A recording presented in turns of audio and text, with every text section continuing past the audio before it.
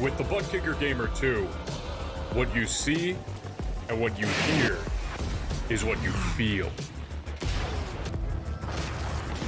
Butt Kicker. The future is feeling.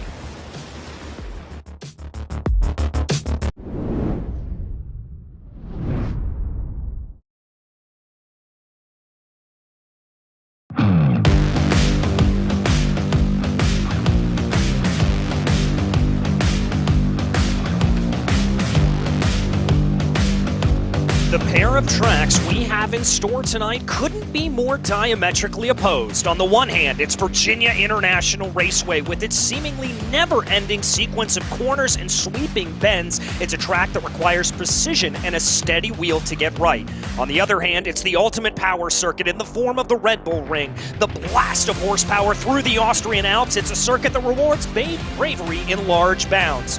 Who will be able to come out on top tonight? Well, we won't have long to wait to find out as we get ready to watch the PRL Production Series Challenge. Hello, everyone, and welcome to RaceSpotTV. My name is DJ Clark. Delighted, as always, to be joined in the commentary booth by Ewan O'Leary with our director and producer, Arjuna Kankapati, working behind the scenes. And Ewan, this one here tonight, this circuit around VIR, it's the long one, and it's going to create a real challenge for these drivers. It certainly is. It's nearly 3 minutes around here, but it's a fantastic challenge, and it's throwing up some interesting things already in practice, with two Mazdas inside the top 5 to go with the 3 Toyotas you might expect to see up there. The two cars very, very close in terms of performance around this circuit. A ribbon of tarmac, I think you described it as, and it really is. There's just no good way around here by the looks of things. It's very difficult to even keep your car on the road. Yeah, very, very much so. And speaking of that, we head out to Alton Park next week out. That's going to be another difficult one. Suzuka West, and kind of head to some more club-style circuits in the second half of the season. Suzuka West, Knock Hill, Summit Point, and then rounding out the season at the epic Mount Panorama Raceway. But we've got standings in store for you, so let's go ahead and check out those. On the top of the GR86 standings by a pretty healthy margin is Michael Lang, able to pull away there, taking a couple of wins on the season. Eric Harmon and Jeff Evans are in a very close battle there for P2 with Gerard Farrell not too far back. Marlon McMullen sits within striking range in 5th, and Nicholas Schwartz very close behind him. Kevin Berquist holds on to 7th place. Andrew Sharp behind him, and then we have a little bit of a jump back to Baron Glover and to Mark Kalin. We've also got some standings over in the MX5 series as well, where Kevin Sandiego leads the way, taking 3 wins on the season over Roman Bykov. Michael Chase sits 3rd in a very close battle there with Andrew Venaro. Then it's James Doherty and Edward Peltz. Zach Fuller finds himself in a close battle for P7 with Sean Bancroft. Kelly Greenhoe looking into that battle as well. And then Austin Bartlett Chase rounds out your top 10. Now, we also have a team standings here for both the GR86 and the MX5 series, and you can see there Danger Kitty leading the way by around 50 points or so up at the top of those MX5 standings over Alibi Racing. Then it's Unlimited Slip, who's in a close battle there with Alibi Racing. Then it's going to be Roberts Motorsports and Sperati rounding out your top 5. Whataback Racing Overdrive leads the way in the GR86 standings with Aerial Auto Art not too far behind them. Whataback Racing Back Row makes it 2 Whataback teams. They are up into the top 3 with Iceberg Racing and SRT Esports rounding out your top 5 in the GR86 Championship. Before we get into everything, though, we'd like to give some thanks out to our many sponsors here in the series. First and foremost, Advanced Sim Racing. Owned and operated by passionate sim racers, Advanced Sim Racing designs and builds the sturdiest and most durable aluminum profile racing simulation cockpits available in the market today. All PRL members also get a 5% discount on all ASR products using the Precision 5 coupon code. We'd also like to thank Racebox Sim Racing. Racebox offers mid and high-end button boxes for sim racing enthusiasts. From the casual gamer up to the most meticulous sim racing driver. Competitively priced and carefully handcrafted, their button boxes are an enjoyable addition to any sim racing setup. Visit raceboxsimracing.com and get a 5% discount code using the Precision 5 coupon code. Thanks as well to the Butt Kicker. Butt Kicker products provide an incredible immersion and realism to every game. Feel every nuance and truly put yourself in the driver's seat. Thanks as well to Mecha Sim Hardware. Mecha Sim Hardware is a small company from the Czech Republic, and their goal is to produce high-quality sim racing hardware. If you are looking for a high-end pedal set, handbrake, or sequential shifter, visit Mecha Sim Hardware's eShop right now and get yourself up to speed. Thanks as well go to Muradness. Muradness is a performance lifestyle brand motivated by motorsport and founded by professional race car driver Daniel Morad. For more information, visit muradness.com. And finally, we'd like to thank NinjaTrader. Ready to compete against the financial markets? Supporting over 60,000 users across the globe, NinjaTrader provides award-winning trading software and brokerage services. NinjaTrader is always free to use for advanced charting, backtesting, and trade simulation. Visit ninjatrader.com to get started with a risk-free trading simulator and start tracking your performance. Well, Ewan, with the business out of the way, it's time to get to qualifying action. And as you said, we've got to wait a hot minute for these drivers to get around track, because with a racing circuit that is just over 4 miles long, we're looking at about a 3-minute lap here. Yeah, it's less of a hot minute and more of a cold 3 minutes, I'd describe it, because it's a very, very long way around here. And if you're lucky, at best, you're going to get 2 laps around here at this circuit this evening to get your qualifying laps in. That's not very many at a circuit as long as this, and where you can make so many mistakes as well. You can imagine it'd be very easy, not just in terms of picking up off tracks almost carelessly, but actually falling off the road entirely is very, very easy. So there will be a little bit of conservativeness really from everybody, you'd imagine, unless you really do have a lot of confidence in your driving ability to just go for it. And maybe one of those drivers who have the ability will be Kevin Sandiego. We'll wait and see as we follow through this lap with him, but there really aren't many chances today to get your laps in, much like we saw at Suzuka last time and much like we've seen at multiple circuits so far this season. Yeah, indeed. This is going to be one where overtaking is going to be at a real premium. And for those not familiar with the alternate layout here of Virginia International Raceway, just imagine that back straightaway, sometimes called Madison Avenue. Well, just imagine a turn that leads off into a little infield section halfway down, and we'll get to that here in a second as we watch Kevin Sandiego work his way through Oak Tree. May it rest in peace. We are contractually obligated to say rest in peace anytime we say Oak Tree. But there is Kevin brings the car out and around right now. Interesting to note here, Ewan, he was fastest out of anyone in practice in this little MX-5. Absolutely, and it does show the technicalness, if that's a word, of the infield section, we're going to call it here. This is the right-hand turn. It's a big hairpin down at turn 13, and then real hell begins as far as I'm concerned, because this whole section to me looks like a complete nightmare. Here we go towards this sort of crest and then corner. This is 15A and then 15B. I can't even see where we're going right now. Down the hill towards the grass there, and another hairpin here. And then we're into some really fiddly chicanes. They're not high-speed, enjoyable, committed ones. They're clumsy, over crest, low-speed, awkward ones. Here it is through these 4 corners. I've got, if you can't tell, I'm not a particular fan of driving around here, but it will be an interesting experiment to watch. Yeah, it certainly will be, and it'll be very interesting to see where these different cars are going to make up their time. Remember, the GR86 just has an inkling of horsepower, an inkling more of horsepower, an inkling more of downforce on the car, so that may be able to speed them up a little bit. But as we saw during practice, if you've got this track nailed down, as we think Kevin Sandiego does, you may be able to wring a couple of more seconds out of here than anybody else. But now we rejoin the main circuit as Sandiego brings his way out of Hogpen right now onto the main straightaway. This should look familiar to most racing fans, as here he's going to come across the line, and we're going to get our first indication of what a hot lap around here is going to be like. He'll cross over the line with a 2:51.94. That's going to be the fastest out of anybody here in the early going. Yeah, that's a very good lap time as well, because he was in the 2-minute 51s during practice as well, where he gets significantly more time to get that lap time down, and for him to be able to produce that right off the bat is very impressive from Kevin Sandiego. Of course, he's not quite as quick as he was in the practice session, but it wasn't far away, and that is a perfect opening to his lap time. Andrew Sharp was briefly leading the GR86s, but Marlon McMullen goes faster into second place, has won each of the last 3 races. Yeah, indeed, he has. Interesting here, Michael Chase in 4th place, 2nd in those MX-5s. He's going to pull his way down into pit lane, and because of the length of the lap around here, that is going to be his qualifying attempt done for the day. But here is Marlon McMullen. As we said, he has been stellar in qualifying in these GR86 cars as the Australian driver brings the car around now through the rising S's and getting ready to take on the tricky part of this circuit. This is such a beautiful ribbon of tarmac here. I absolutely love it. Full commitment. You've got to just kind of tap the brakes a little bit as you're coming up through it and then get on the binders here a little bit more for the ever tricky South Bend. Yeah, this corner here particularly is, South Bend is a very nice committed one. Unfortunately, these cars are so slow that the S's aren't actually that much of a factor until you get to South Bend, and then you get down here to the bottom of the hill at Oak Tree and out onto the back straight and towards the infield. But McMullen has been having a fantastic season so far in the GR86 Drivers' Championship, as we just saw.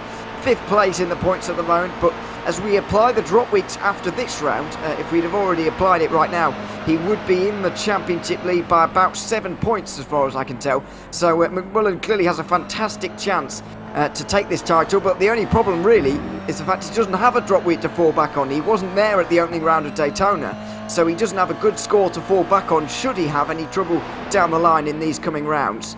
Yeah, and you always want that ability to fall back on a drop week, to know that if you have a bad race, if you get caught out by incidents and accidents, that it will be able to be okay and you'll be able to get yourself back into contention. So that's obviously going to be weighing, I think, pretty heavily here on the driver of the number 33 as he now brings his way up through the sort of back half of this infield section. Going to jump up on board here with Jeff Evans, who's going to bring his way up into roller coaster right now. There we've got a look on board with Jeff and the number 51 as he now comes down and trying to set a good lap here at this point. He currently rides in 8th place overall.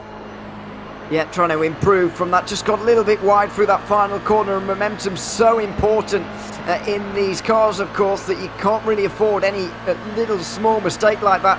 That will be costing him time all the way up to the line right now.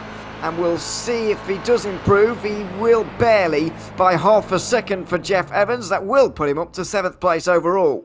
That's going to be good improvement there for him. I'm also seeing improvement from Zach Fuller, who jumps his way into 9th overall. Gerard Farewell was able to jump up into P4. And Marlon McMullen, at the last possible minute, is going to be able to steal away pole position there.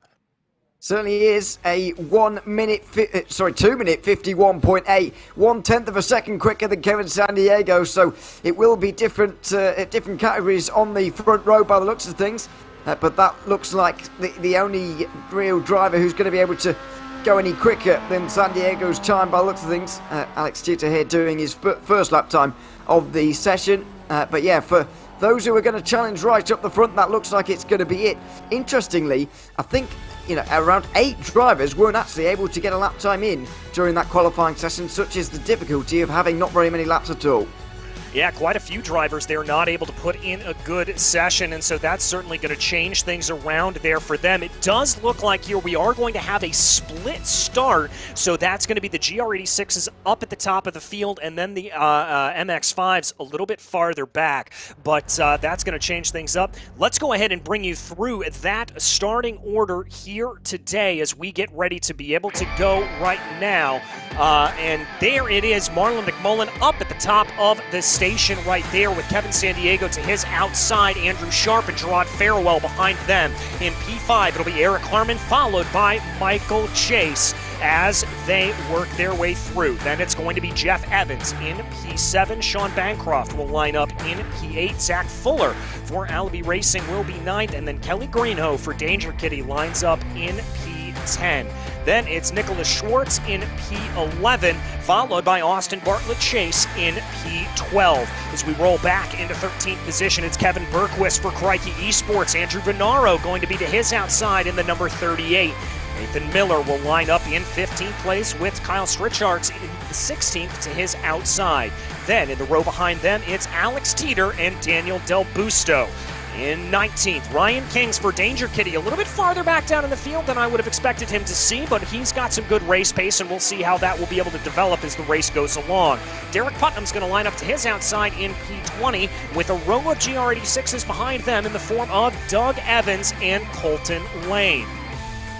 Then it'll be Richard Modric in 23rd, followed by Jimmy Richards in 24th for Iceberg Racing. Dave Peterson lines up in 25th with Ronald Overbay in 26th. 27th is Marlon McMullen. We may have had a duplicate join there for that. Then it's going to be Kenny Rodriguez, Roman Bykoff, and James Doherty to round out your top 30.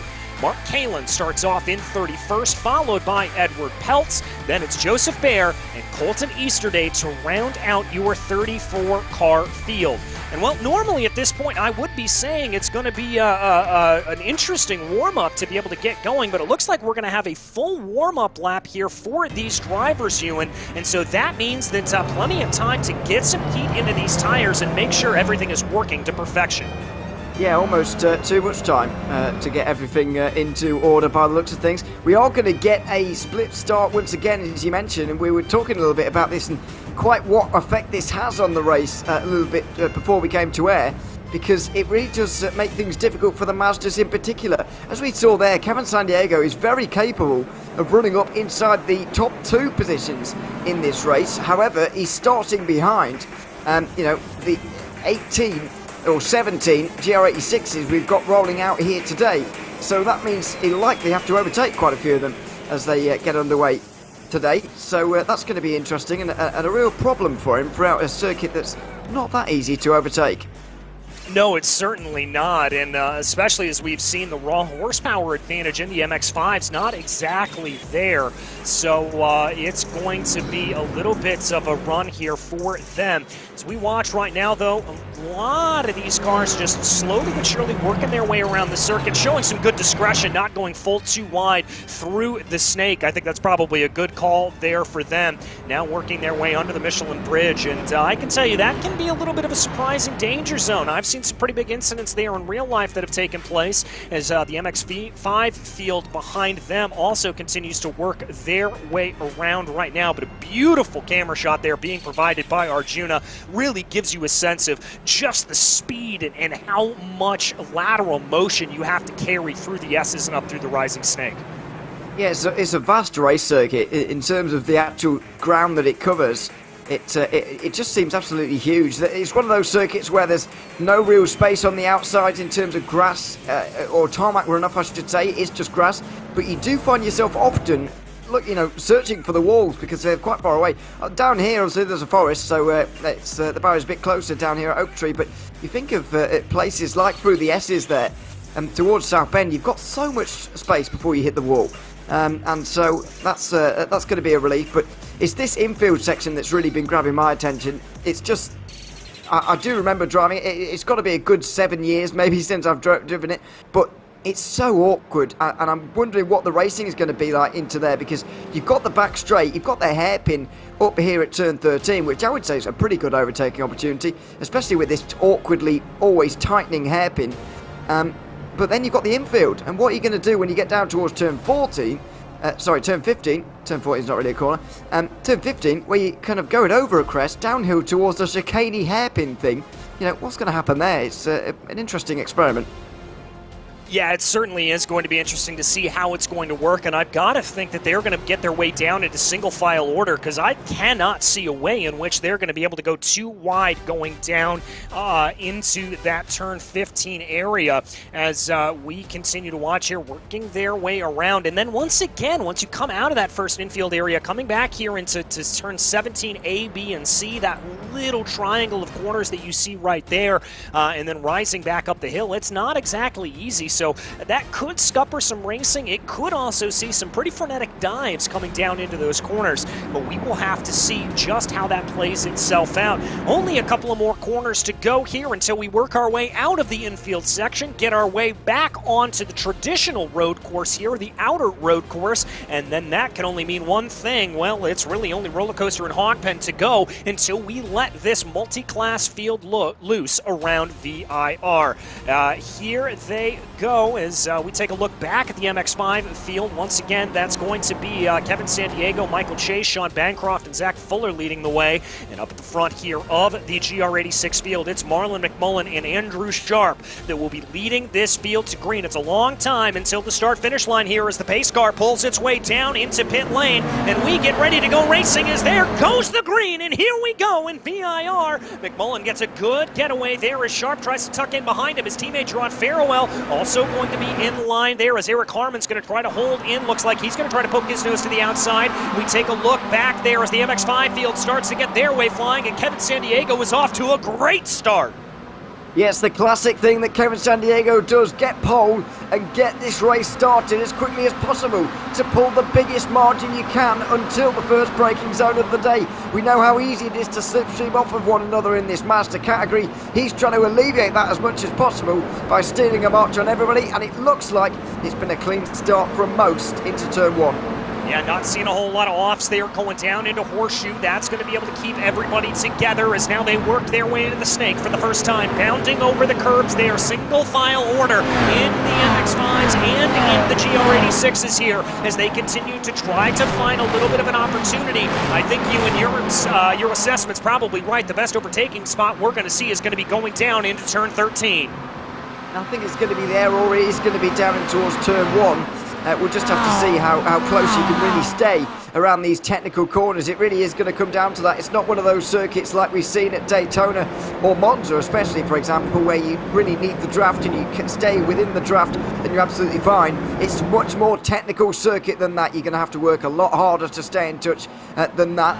And at the moment, McMillan's being kept in touch with Andrew Sharp here, Jared Farrell as well. They're all staying right with him halfway through lap one. Yeah, they're going to keep it together here as they come into the braking zone for 13 for the first time. A little bit of a close-up there between Sharp and McMullen, but now the real question is going to be is how they're going to be able to handle this tricky infield section, diving down the hill here at this point. I'm a little bit surprised at this point. We haven't seen any cars slipping and sliding off to the side. It really is a testament to the skill here in this PRL series that we haven't seen anything like that as we've got a couple of cars.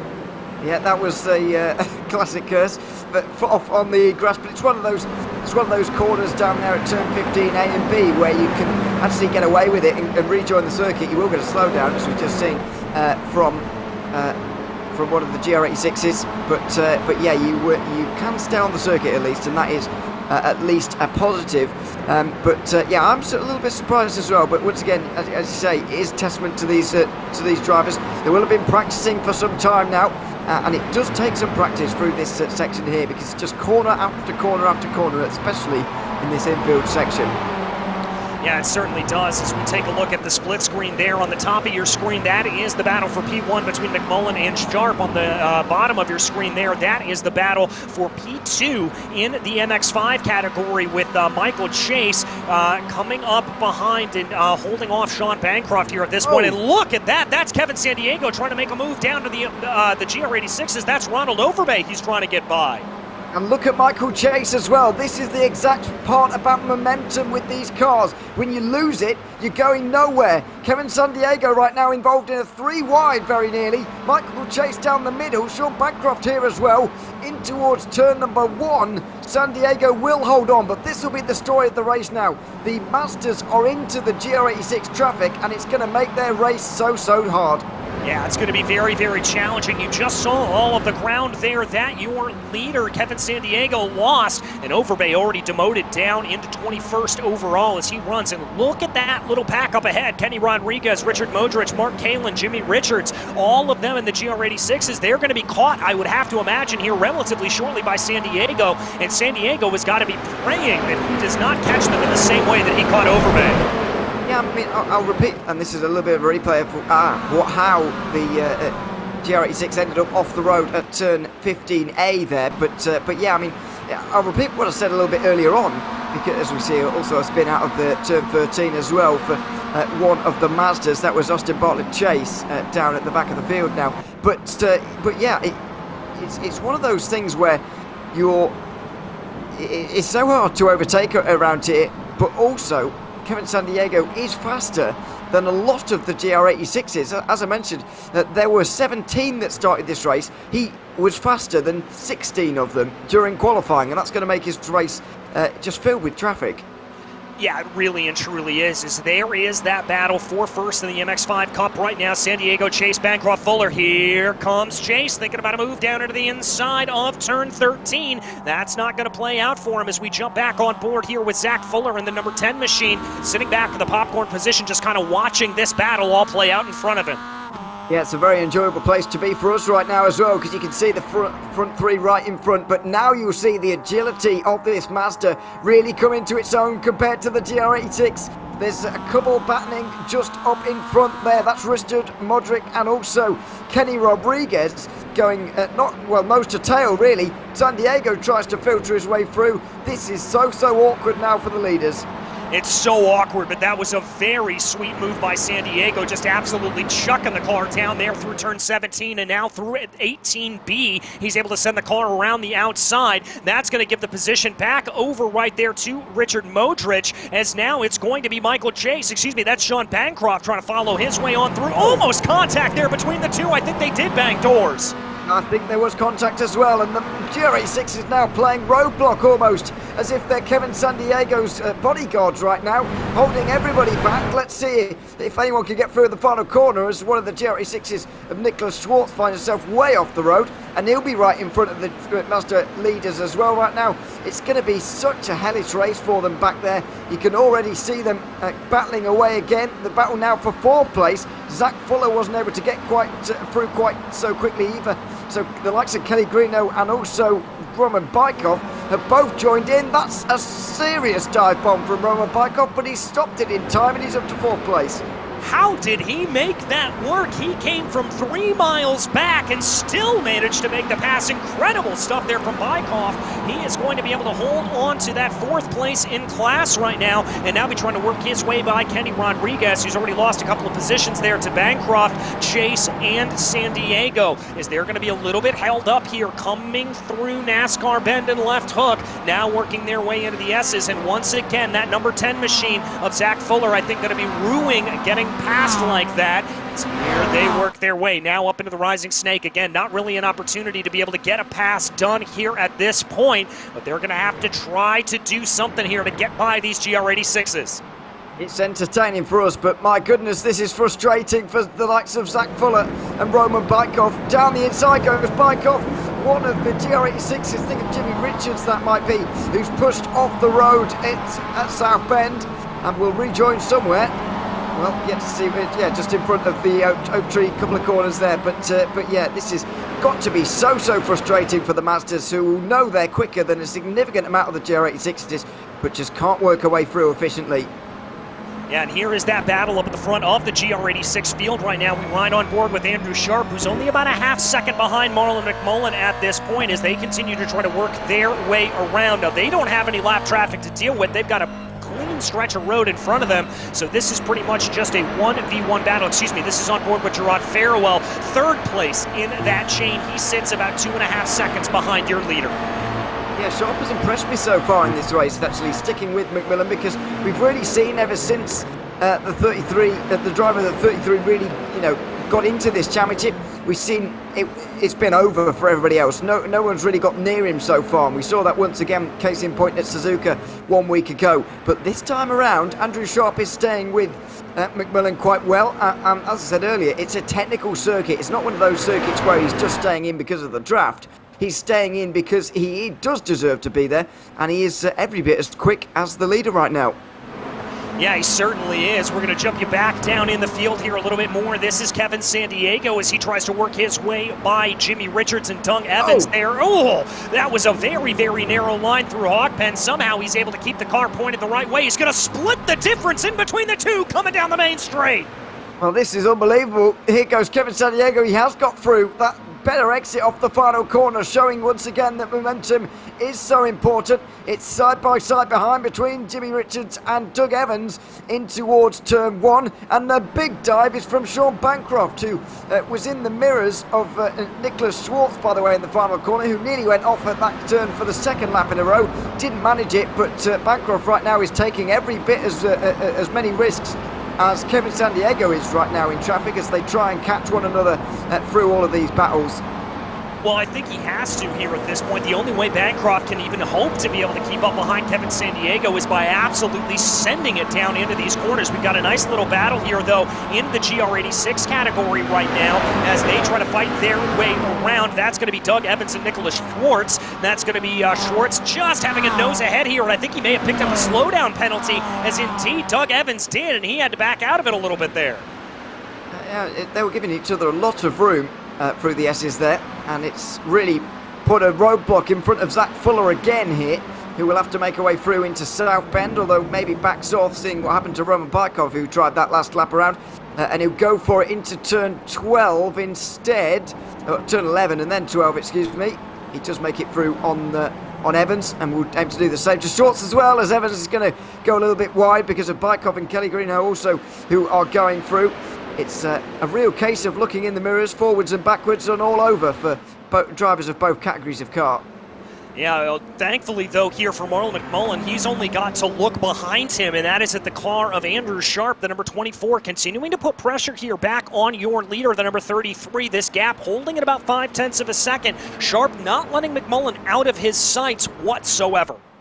Absolutely not, and this is what he's got to do. Stay as close as possible, keep in the draft to what it's worth, but also just psychologically staying with McMullen. Let's not forget, though, the pit stops will be coming around halfway in this race, and they will be important. As we watch a big off there from Alex Teeter, that was coming through NASCAR. Ben just had a little bit of understeer that picked up the car, and he was able to bring it back around. And I actually think here, I'm showing him as down in pit lane.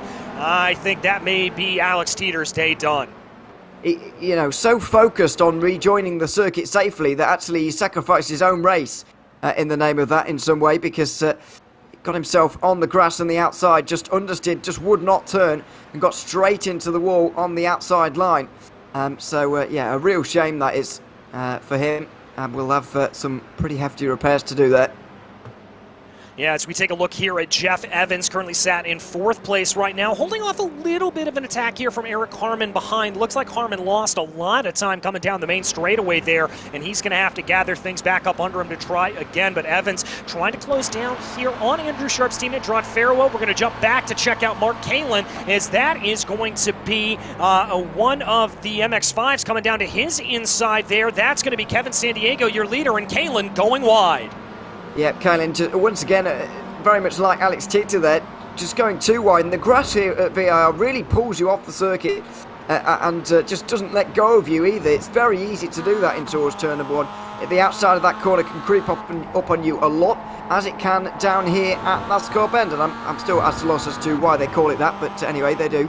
And he can get pulled off very, very easily through there. A little bit easier through the S's now, out of the likes of turn 4, 5 and 6, but even so, it's very, very easy to just dip a wheel off the grass and all of a sudden you find yourself miles out.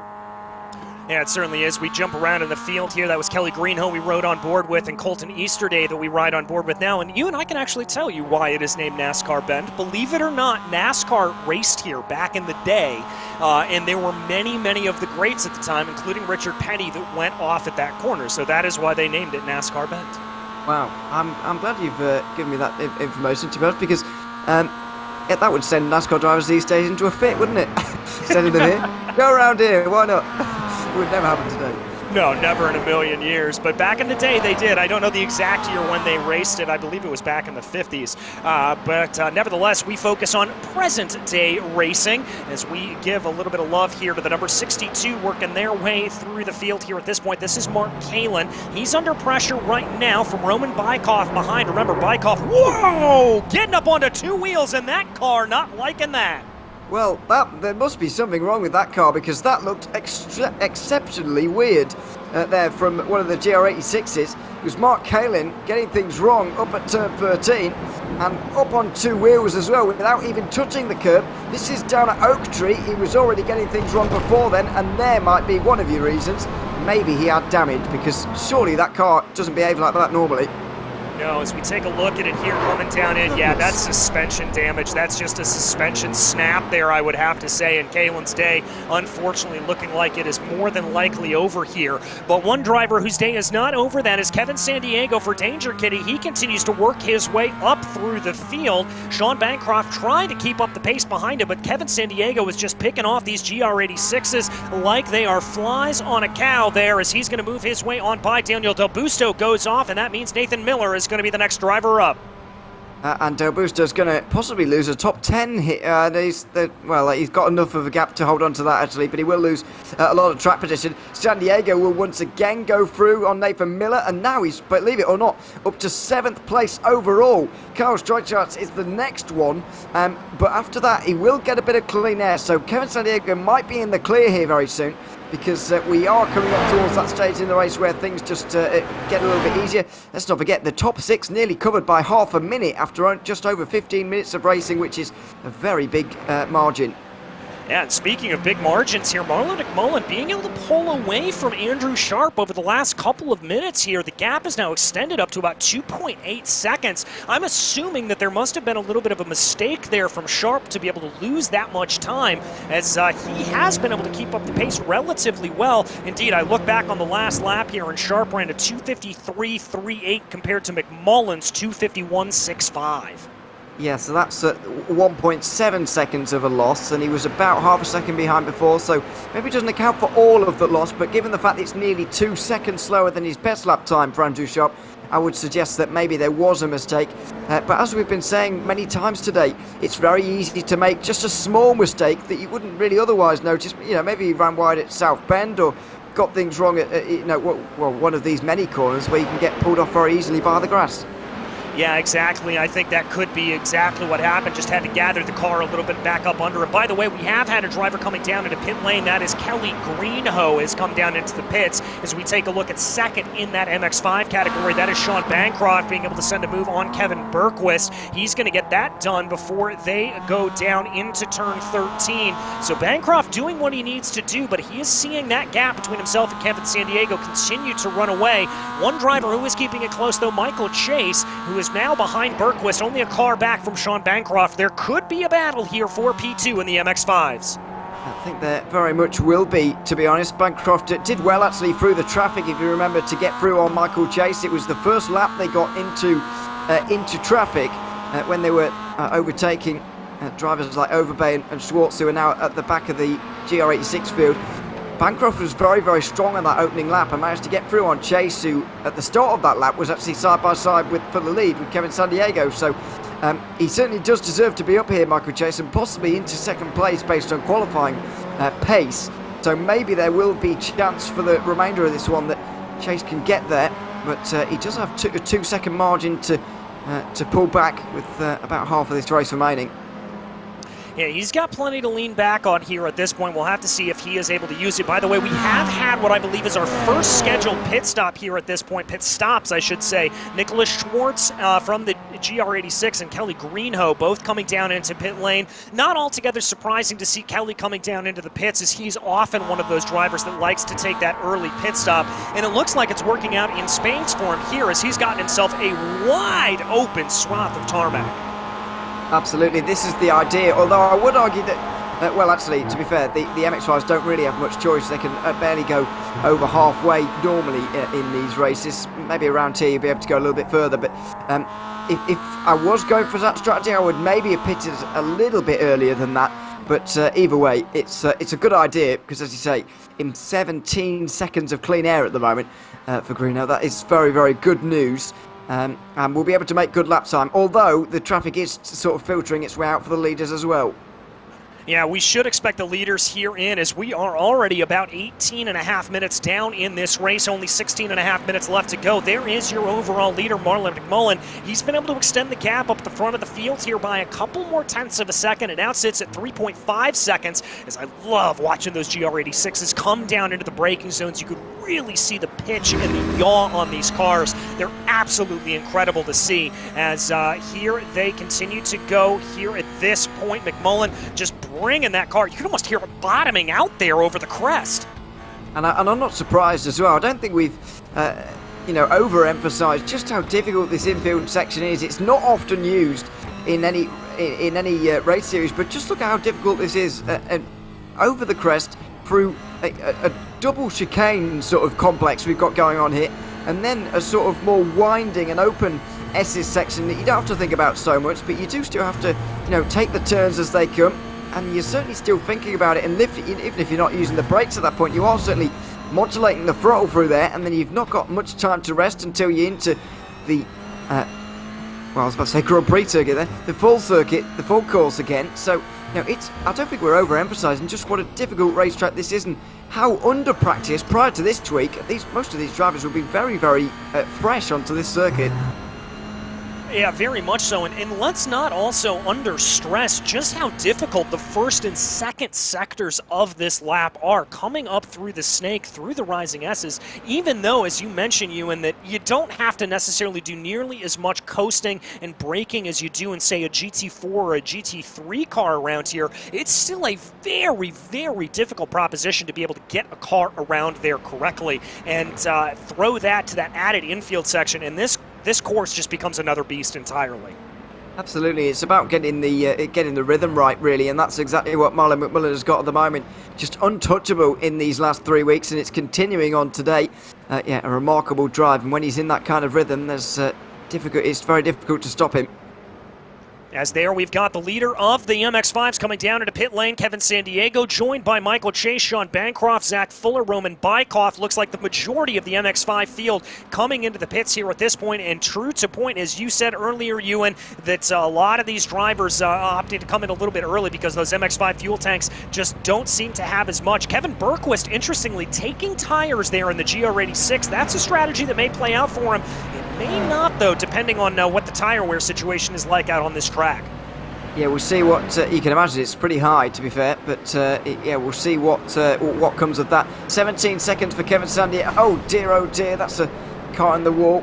One of the GR86s, Ronald Overbay, that is, finds this. This is what I mean about the crest, by the way. It's hard to understress just how difficult that is. But there we are, Ronald Overbay will be making some long pit stop there. Kevin Sandiego 17 seconds in the box, Sean Bancroft 22.5, Michael Chase 22, so we've got some real disparities in this one, but Sandiego and also Kelly Greeno in particular with shorter stops in the MX-5s. Yeah, a little bit surprised by that, particularly coming out of Kelly Greeno, but once again, Kelly seems to normally have his pit strategy nailed down to a pretty good degree, so I'm not entirely sure if we're going to find any discrepancy there, any problems there for him, as right now we pretty much are just waiting at this point for the GR86s to come down into pit lane, as a lot of our big battles out on the track have broken up here a little bit. There is your leader, Marlon McMullen, still up at the front of the field, now by a whopping 5 seconds, as it looks like here that Sharp is just letting little errors creep into his driving style as this race goes along. Yeah, I mean, it's not a stretch at all to say that, it's difficult to keep up with the pace of Marlon McMullen, and you can imagine that takes a toll over a period of time, and eventually, even a race over 35 minutes, you just can't hang on to that, so you can't blame him at all, as the overall race leader now comes into the pit lane with 12 minutes to go. Yeah, with about 12 minutes, I would suspect this is going to be just about the end of the pit stop window for the GR86s, as indeed Andrew Sharp is also going to bring his number 24 down in pit lane, as is his teammate Gerard Farewell. Jeff Evans out of 4th place also going to be coming down in, and is Eric Harmon. So there are your top 5 all coming down into the pits. As we take a look back at your leader in the MX-5 field right now, Kevin Sandiego trying to make a little bit of work here on Doug Evans.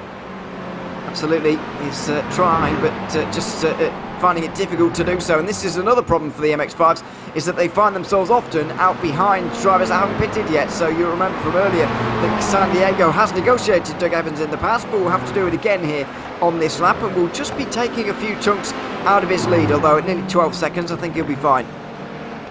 Yeah, I think he should be fine as well. Bancroft is a fair ways behind here at this point. I will tell you what, though, we've had a nice little battle start to develop for 3rd in the GR86 category as well, as we're going to keep our eyes on Sandiego. No, we're going to move it on over here, as Stritchards is trying to close in on Andrew Sharp, who had a pit stop there, and that put him back into consideration. But Stritchards and Miller right now battling it out right now for 3rd overall.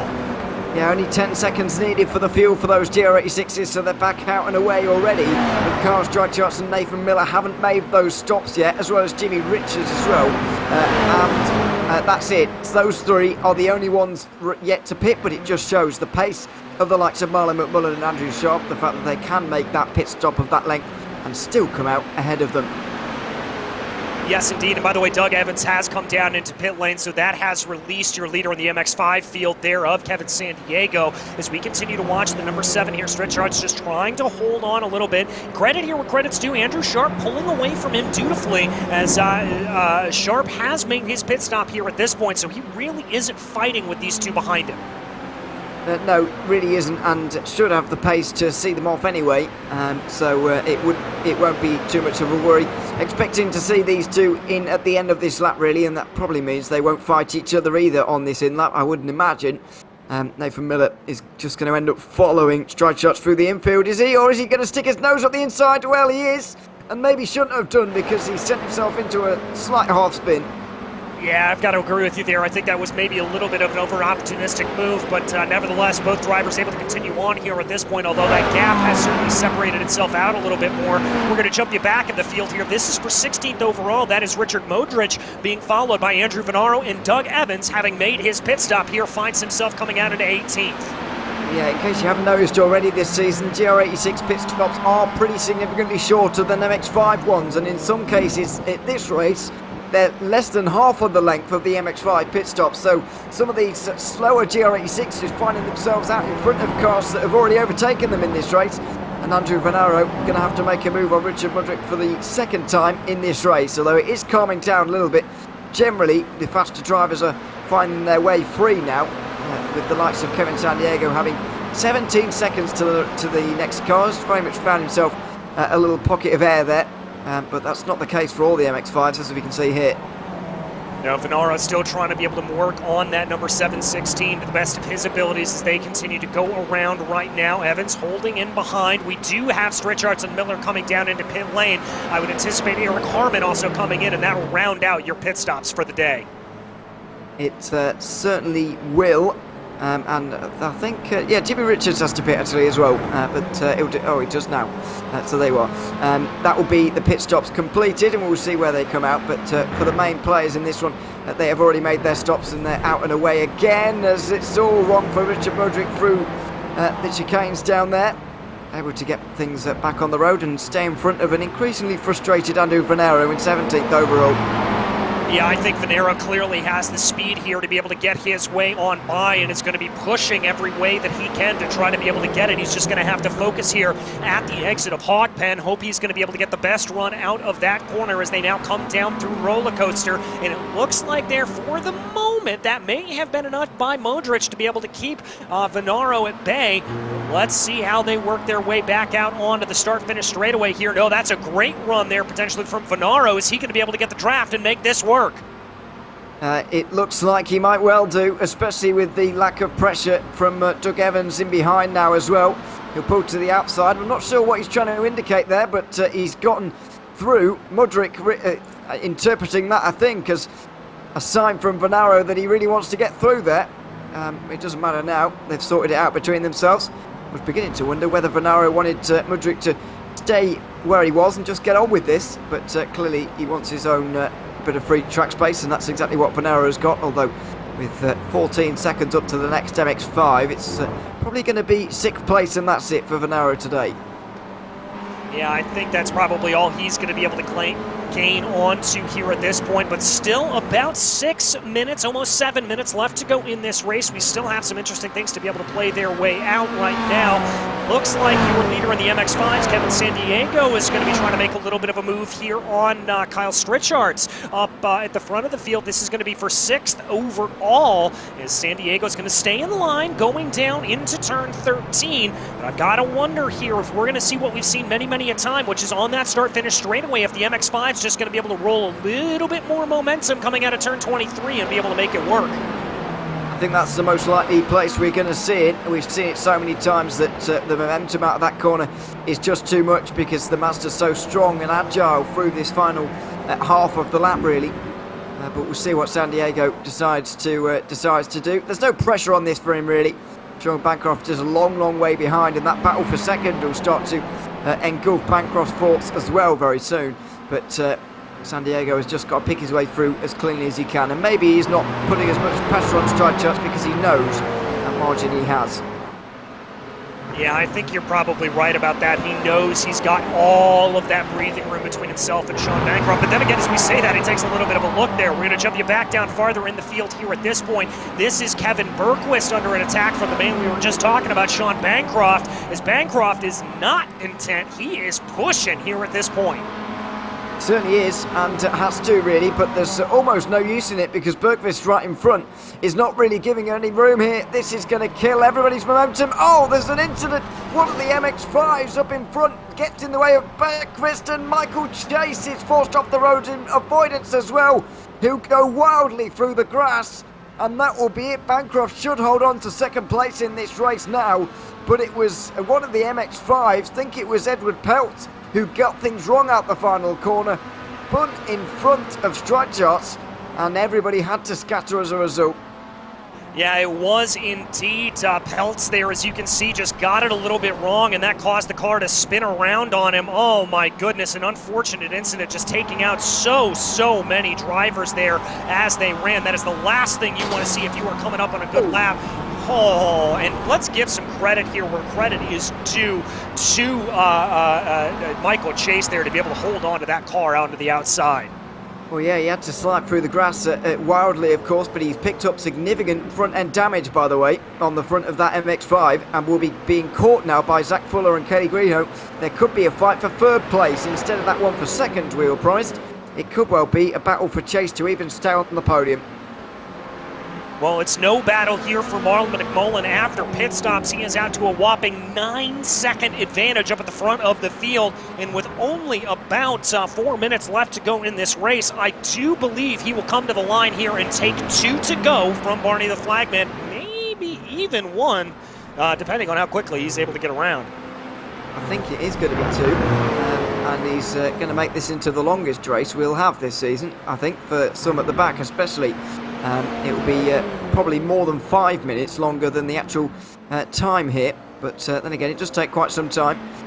Let's not forget the average lap times have been the 2:51s for McMullen. He's been actually really close to his fastest lap times pretty much every single time, and doesn't show any signs of slowing down here, so he probably can afford to slow down and make this one the last one, but he probably won't with less than 3 minutes to go.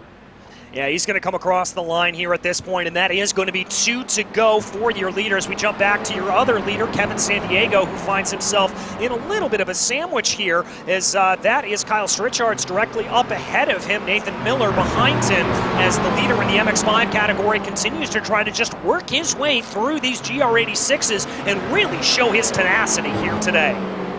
Absolutely, and has certainly shown that so far. Kevin San Diego, I think, once again, like I said earlier, I think he's just backed off a little bit on this move on stride charts because he knows the gap he has behind. He doesn't need to be nearly as aggressive as he was earlier. He's done all the aggression earlier on, and that's what's earned him this big lead. And so he's just resting on that work now and just stroking this one home. Really, it was 10 seconds of a margin into what could be 2 laps to go here. He would just be making sure he's got enough fuel on board to go to the end and not taking any risk. Yeah, I think taking as little risk as possible is going to be the key to being able to get around here. We've seen just how difficult it is and just how many drivers have been caught out by the running here today. That has really been the story. It's been one of attrition and just keeping all 4 tires on the black stuff. Kevin San Diego, though, one of the drivers that has been able to do that the absolute best. Does run a little bit wide there coming through NASCAR Bend, but as you said, doesn't need to push too hard. We've got a little bit of side-by-side action farther back in the field. This is Sean Fuller and Michael Chase as Fuller's able to get on by. Yeah, Michael Chase suffering with that damage. You can see it to the front right of that Mazda. The headlight and the fender, they're all just bumped out of place and all kinds of wrong. And unfortunately, unfortunately Chase has lost that podium. Fuller steps onto the bottom step and will be going away with that one now as well. Kelly Greenhoe has got a great chance to get up into 4th place as well, although I think Fuller will be too far away by the time Greenhoe makes the move here, if indeed we get to that point at all. Jimmy Richards very much getting in the way here as well. They'll be side by side into the S's, goodness me. Oh, that is some brave stuff from Kelly Greenhoe, absolutely chucking it through the rising S's. Brilliant stuff there from the driver of the 12. He is not going to be waiting around. He wants to be able to put that move on Michael Chase and Zach Fuller if he can get it done before the end of this race. Absolutely. I think Chase is very much there for the taking here, especially if there's one more after this one and another straight, maybe even a run to the line. That damage could be affecting Michael Chase, but Zach Fuller hasn't been able to get away in the manner that I expected either, to be fair, so we'll just have to wait and see as Marlon McMullen comes out the final corner for what could be the white flag lap. Yeah, it looks like about 13 seconds to go on the clock here, and he has no intention of slowing down. So there, McMullen will come across the line to take the white flag from Barney the Flagman. 1 lap to go from VIR, and the battle here for 10th place still very much alive. It certainly is, and that will be music to Kelly Greenhoe's ears, I think, here, because, and it's certainly music to ours as well, actually, with Fuller, Chase and Greenhoe all very close in this battle for 3rd place in the MX-5s, but certainly another chance to take Michael Chase, and I don't think Chase will be particularly enjoying that, because it means another run out the final corner down towards turn 1, where that damage can be exposed. Yeah, very much so. On those longer straightaways, I think that's where he's going to be particularly feeling it. Even though these cars are not particularly aerodynamic, if you do get a little bit of that displaced bodywork, that can slow you down and create some drag, and that could be exactly what's happening to Michael Chase here. But let's see, runs a little bit wide there coming through roller coaster. That's going to open up a door for Kelly Greenhoe as he comes down the hill, sweeping around the outside. And before they even take the white flag, Greenhoe's got it done, and he's got his eyes set on Zach Fuller. Well, I was mentioning that run down towards turn 1 being the problem, but it seems to be the infield and the twistier sections actually that seem to be the problem. Maybe the car's handling is more affected really than straight line speed, because as you can see, Michael Chase here is in the draft once again, and he's very much holding pace with the Mazdas up in front, but as soon as it gets twisty and technical, he does seem to struggle through the infield, so maybe it's actually the handling and the alignment and steering and all that kind of thing of the Mazda is more affected than the aerodynamics themselves, which it would be, well, contrary to what we see normally.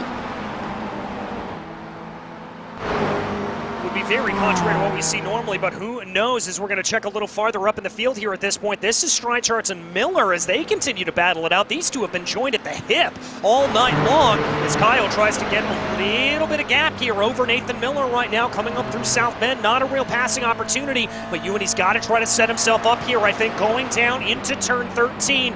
That is going to be the run to be able to try to get it. If he can do it, takes a little bit of a wider line. Oh, he's going to catch the grass, and that's going to slow him down. It certainly is, and that's probably the best overtaking opportunity to come. That's going to be out the window now up towards turn 13, so Nathan Miller may well have to stay behind or do something imaginative through the final couple of corners, but this has put a lot of fuel worries on everybody, I think, here, this extra lap here. That's quite a dive from Miller, by the way. Nice move.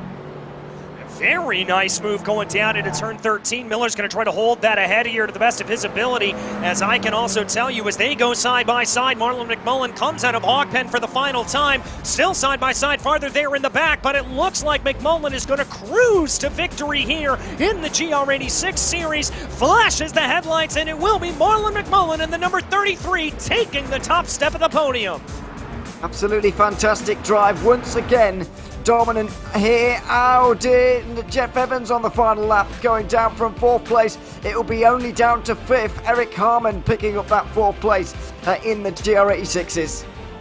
And there they go. We continue to follow this battle between Miller and Streichhardt. Is Kyle going to have any response here as they come out of the infield right now? He could have a little bit of a look here into roller coaster. We've seen that try to play out before. He's going to try to look for it, but not able to be close enough. Still about 0.5 of a second back is Kyle Streichhardt. I don't think he's going to have the run here to the line unless he gets a mega draft coming out of Hog Pen.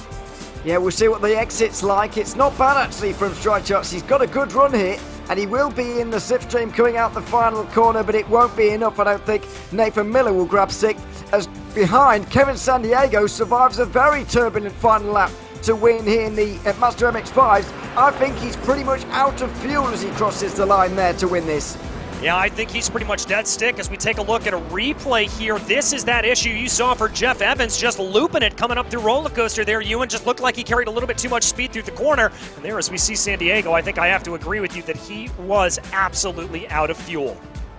Yeah, I'm not entirely convinced actually now I think about it, because the last lap was, it was more than 3 seconds slower than his best, but Sean Bancroft was only 1.2 seconds behind him on that lap, so maybe there weren't those worries there, but that gap is certainly a lot smaller than when he left the pit lane.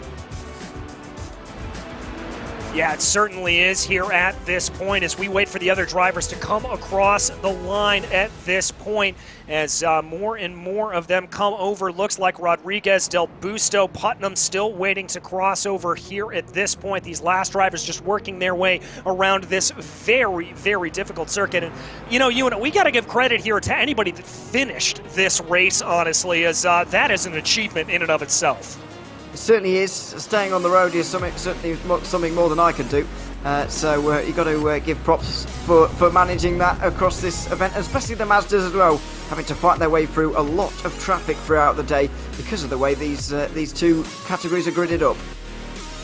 Indeed, they are, as now we are getting ready to run you through the final finishing order here. Marlon McMullen taking victory over Andrew Sharp and Gerard Farewell. Then it was Eric Harmon, Jeff Evans, Nathan Miller, and Kyle Streichart up at the top there. A very, very close battle between those two. Jimmy Richards, Colton Lane, and Richard Modric round out your top 10. As we look down through the rest of that GR86 order, Doug Evans, Kenny Rodriguez, Daniel Del Busto, and Kevin Berquist, the last drivers finishing. Schwartz, Overbay, and Kalen all having a little bit of a rough run there out today. In the MX5s, it was Kevin Sandiego taking victory over Bancroft and Fuller, then Kelly Greenhoe, Michael Chase, Andrew Venaro, Roman Bykoff, Derek Putnam, Austin Bartlett Chase, and Colton Easterday round out your top 10.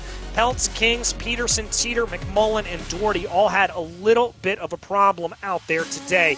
But now it is time to talk to our race winners. And first and foremost, we are pleased to welcome to the booth Marlon McMullen. Marlon, that looked like a pretty quiet drive out there for you. It looked like you were just absolutely cruising out on what was a very difficult track. Oh, I tell you what, it wasn't this morning. I was such a galah. I clicked the wrong car, so I had to load up on the second account, and I was really fortunate the guys let me run on the second account. So I can tell you what, I was a bit stressed going into the race because I know I'm going to lose 20 points. So that's why I was sort of driving as fast as I could today. Well, clearly it paid out well for you. Is this a track that you've driven a lot before? Is this one you're very familiar with, this specific layout, or were you as a little bit surprised as we were to see this one pop up on the agenda? Oh, I tell you what, I was surprised to see the Grand Course. I've never done it in over 10 years of iRacing, so it was a bit of a hurdle for everyone, a bit of a left wing, left curveball sort of thing. But we took the challenge, and tell you what, Andrew Sharp, he was absolutely all over my clacker for the first half, and trying to get him out of the draft. And yeah, I mean, fortunately, he made a little bit of a, I think, mistake and got a slowdown, which sort of gave me that little bit of that cushion, and then I just went like a madman.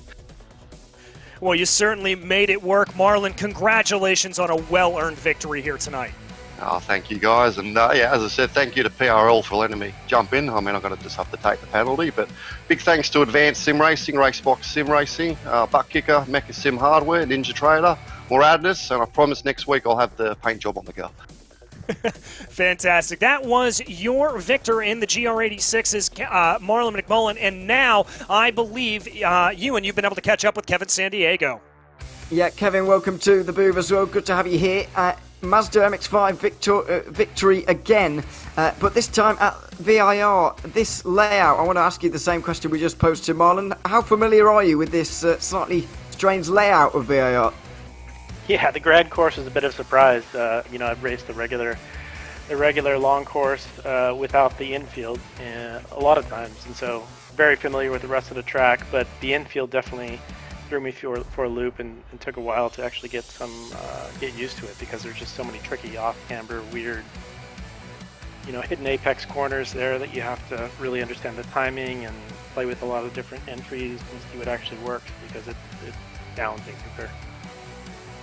Absolutely. I mean, what about the end of that race as well? I don't know if it was just me, but you seem to be losing quite a lot of time towards the end of that one. Marlon crossed the line for the penultimate time with only seconds remaining. Did that extra lap put a little bit of, a fuel worry onto you or anyone else, or was it just, losing time naturally? What was going on at the end of the race? Yeah, one of my teammates mentioned that I had one of the fastest pit stops, and that was for a reason. So I was definitely running out of gas at the end. It was unintentional, but somehow I underfueled and had to really latch onto a GR the last few laps and tried to save as much as I can, just kind of sputtered across the line. Well, absolutely. It worked out well for you. Kevin, congratulations on the win, and thanks for chatting to us. Absolutely. Have a great night. See you guys. Thanks very much. Kevin Santiago, winner of the MX5 category tonight. And there, as we take a look at the rest of the schedule, be with us next time out, April 24th, as we head to another twisting circuit in the form of Oulton Park. It's going to be absolutely incredible to be able to see those cars around there. You and I am very much looking forward to that. Absolutely, it's going to be fantastic. It's a very different circuit, of course, to VAR, but we said that a lot of times around here. It's going to suit these cars well, the technical nature of that circuit, and once again, it's going to be challenging for the Mazdas to work their way through a bit of traffic, and for everybody to work their way through traffic at such a narrow and twisty circuit like that one. Yeah, it's going to be very, very difficult indeed as they try to be able to work their way around right now. And that is going to bring us right into our second race of the day as we get ready here to go racing from the Red Bull Ring. Well, we talked about it in the intro, you in diametrically opposed circuits. This is as fast and as furious as you can make it. Absolutely, and about as fast and furious as you can make a Grand Prix circuit as well. This circuit now so well known on iRacing, been here for a little while now, and it's a fantastic addition. Great in these GT4 cars as well. They will look a little bit slow at times, I suppose, around here, but they will provide great racing. The long straights gave good opportunity for drafting around here, particularly as well, and some of the tight corners provide some scope for incidents. So let's see. Let's hope for none of them, but all of the good racing. Indeed, when we look down at the rest of our schedule for the year, we head to Gilles Villeneuve next. Always a fantastic circuit to see, the Indianapolis Motor Speedway road course, personal favorite of mine, the Nürburgring, Magny-Cours, and we end the season at Laguna Seca here as they go. Absolutely fantastic stuff. You couldn't ask for a better one here as they go. But we've got some standings to be able to run you through here in this series. It is Beckham J. Sear who has put down a stamp of authority here, taking a number of wins in the early running over Nicholas Risaputo and Matthew Fortin there. And Fortin actually finds himself tied with Miles Brown there with 162 points. Justin Ream not too far back from them with Hugo Gallo trying to close in as well. David Richards sits with 149 points with Austin Lawrence, Ryan Patton, and Nicholas Belmont rounding out a very, very close battle from about third on back. Risaputo and JC are starting to stretch away up at the front of the field. We also have a teams championship that we'd like to run you on through, and there it's Walking Pace Racing leading the way by about 20 or odd points over Atomic Racing. Then it's Race Factory and Team Beef as they bring their way through a very close battle there between Atomic and Race Factory. Grizzlies of Attrition sit in 5th place with 244 points, 10 points ahead of Radicals Online 465 Garage. Delta Sports sits a little ways back from them with Apollo Racing Club in 8th. Drive Trainer Motorsports and Moradness M Squad rounding out your top 10 here for those team standings. That's going to lead us right on into the qualifying session here at the Red Bull Ring. And something that we're starting to see here, I'm not entirely surprised to see it, is, well, you've got to be running with somebody here if you want to maximize your speed around this track. Even with as much as you need, you've got to get the draft around here, Ewan.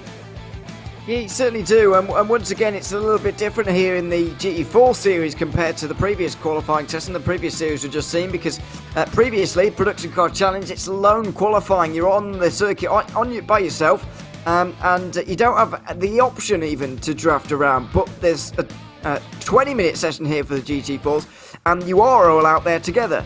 So that does make a big difference, and at a circuit like this, certainly it could mean that drafting is very, very important, and really the only circuit I would say where it is that important. Once again, depends on what's layout of the Indy road course we use, I think, but even there it might not be that useful. So this is going to be one of the only circuits where teams and drivers are going to be thinking about it.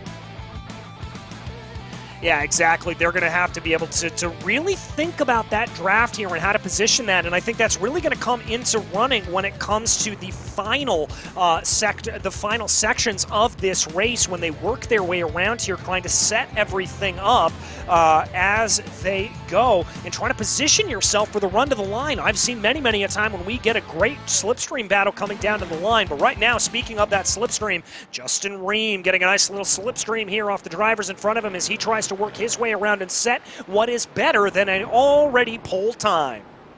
Absolutely, and what a lap time it is as well from Justin Rim to be able to have that 3 tenths over the field already in this one. The next 3 tenths of a second takes you down to 8th place, just to give you a good idea of quite what a margin he has right here. But of course, we'll have all the momentum after taking that great performance down at the Mid-Ohio race, and of course taking the win 1 week ago. Exactly, as there we continue to go around right now, waiting for the drivers to complete their qualifying session. We still have about 3 minutes left to go here, and it is Ream from Villeneuve, Brockway, RaceSpotTV, and Gallo, your top 5. And, well, it's not exactly surprising to see McLaren's up at the top of the charts here at this point, as we certainly have talked about the outright speed that these McLarens have in a straight line, and it certainly looks like they are living up to their reputation here today. Yeah, I mean, it's exactly not too much of a surprise at all to see them up there. We've talked about it many times in the past, the sort of McLaren DNA that they have in the GT3 and the GT4 cars as well.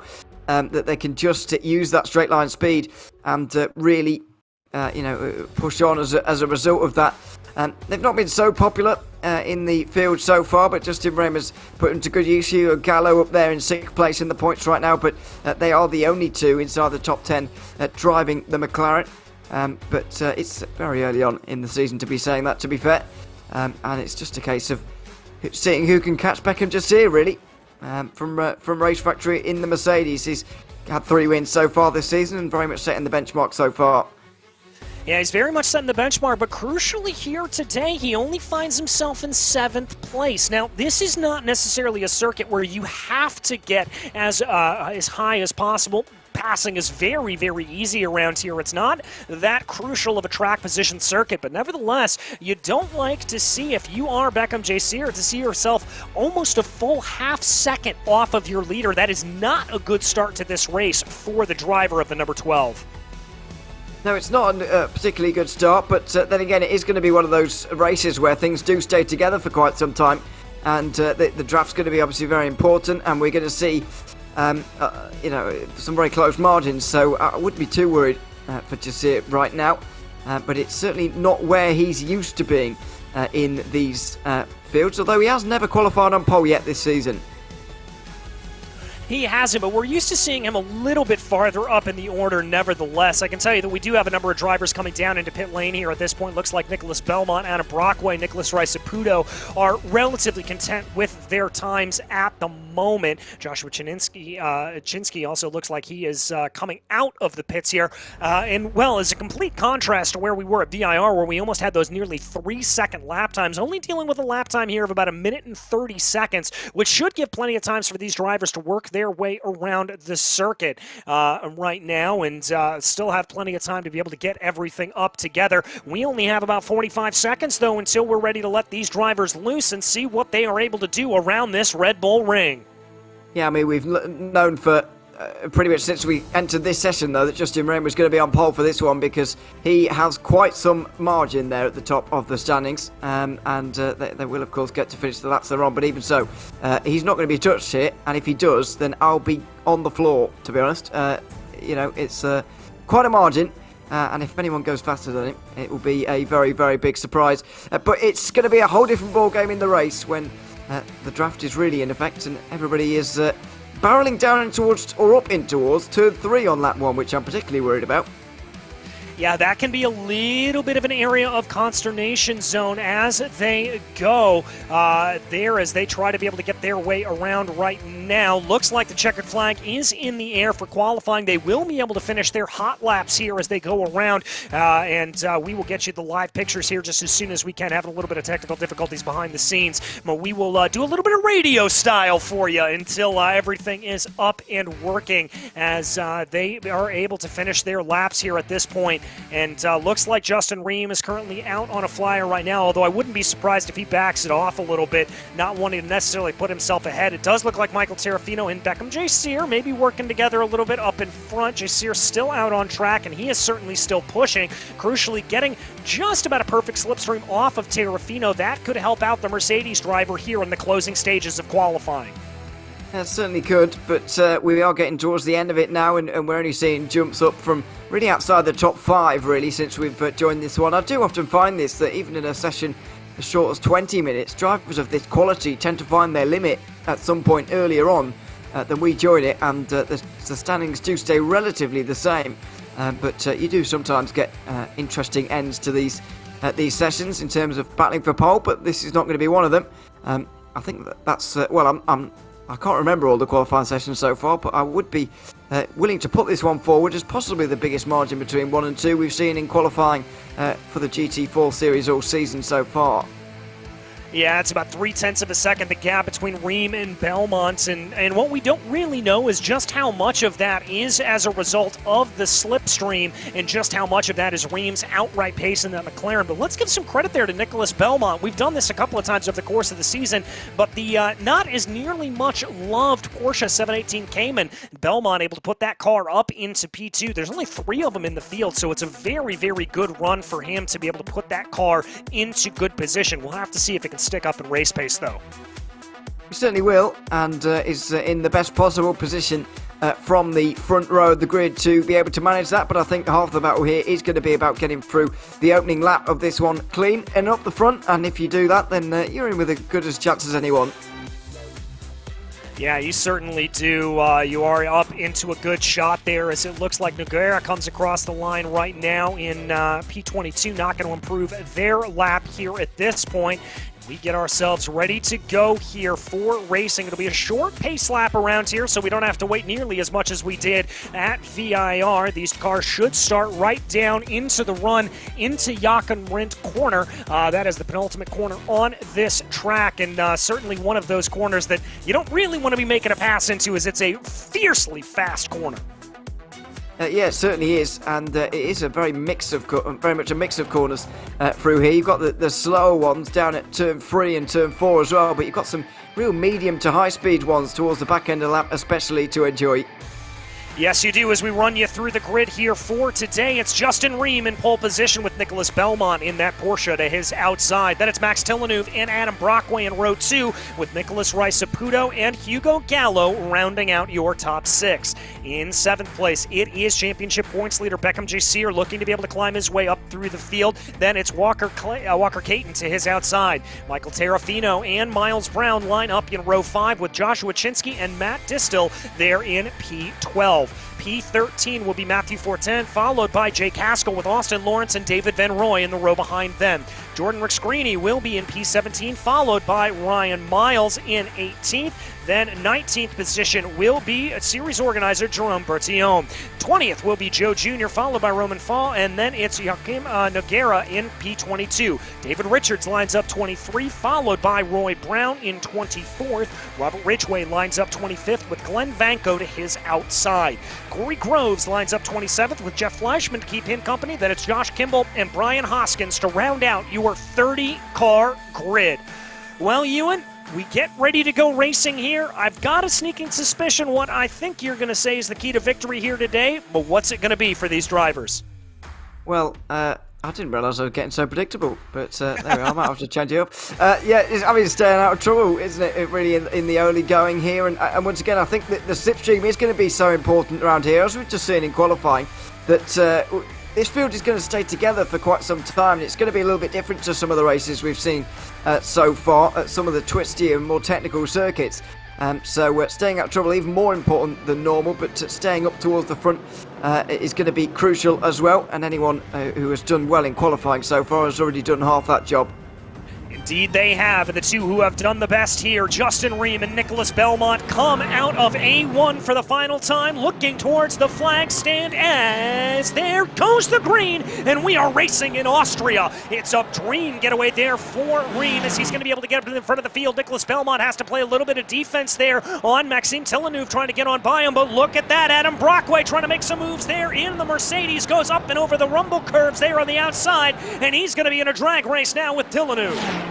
Yeah, a couple of three-wide moments in the pack there, but everybody understands the importance of getting through turn 1, and all 30 cars do, with the top 4 even single filing their way out up towards turn 3 for the first time. It looks like it was inside line briefly there for Brockway in the Mercedes, but couldn't go for it up there, and so everybody will single file their way out and get off to a good start here. Yeah, looks like Hugo Gallo there falling down in the order just a little bit. He's under pressure from Breckham J. Sear, who's already up one position on the day. That is J. Sear in the Mercedes. Early on the binder, sweeping around the outside. That was Raisaputo looking for a little bit of action. It certainly was, and it was a long way round there as well, but not going to be able to do it.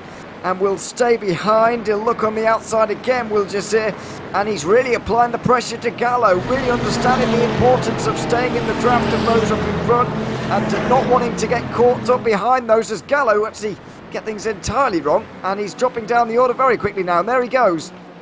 Yeah, he is off there into the gravel around the outside of the infield, and that is certainly going to put him down the order. Indeed, he's going to find himself 29th, make that 30th, dead last on the field. But that is going to be of no concern here to the leaders up in front of the field. Justin Ream has already extended a 1.2-second gap, but I'll tell you what, Maxime Tillanuve looks hungry. I think Maxime wants that second place.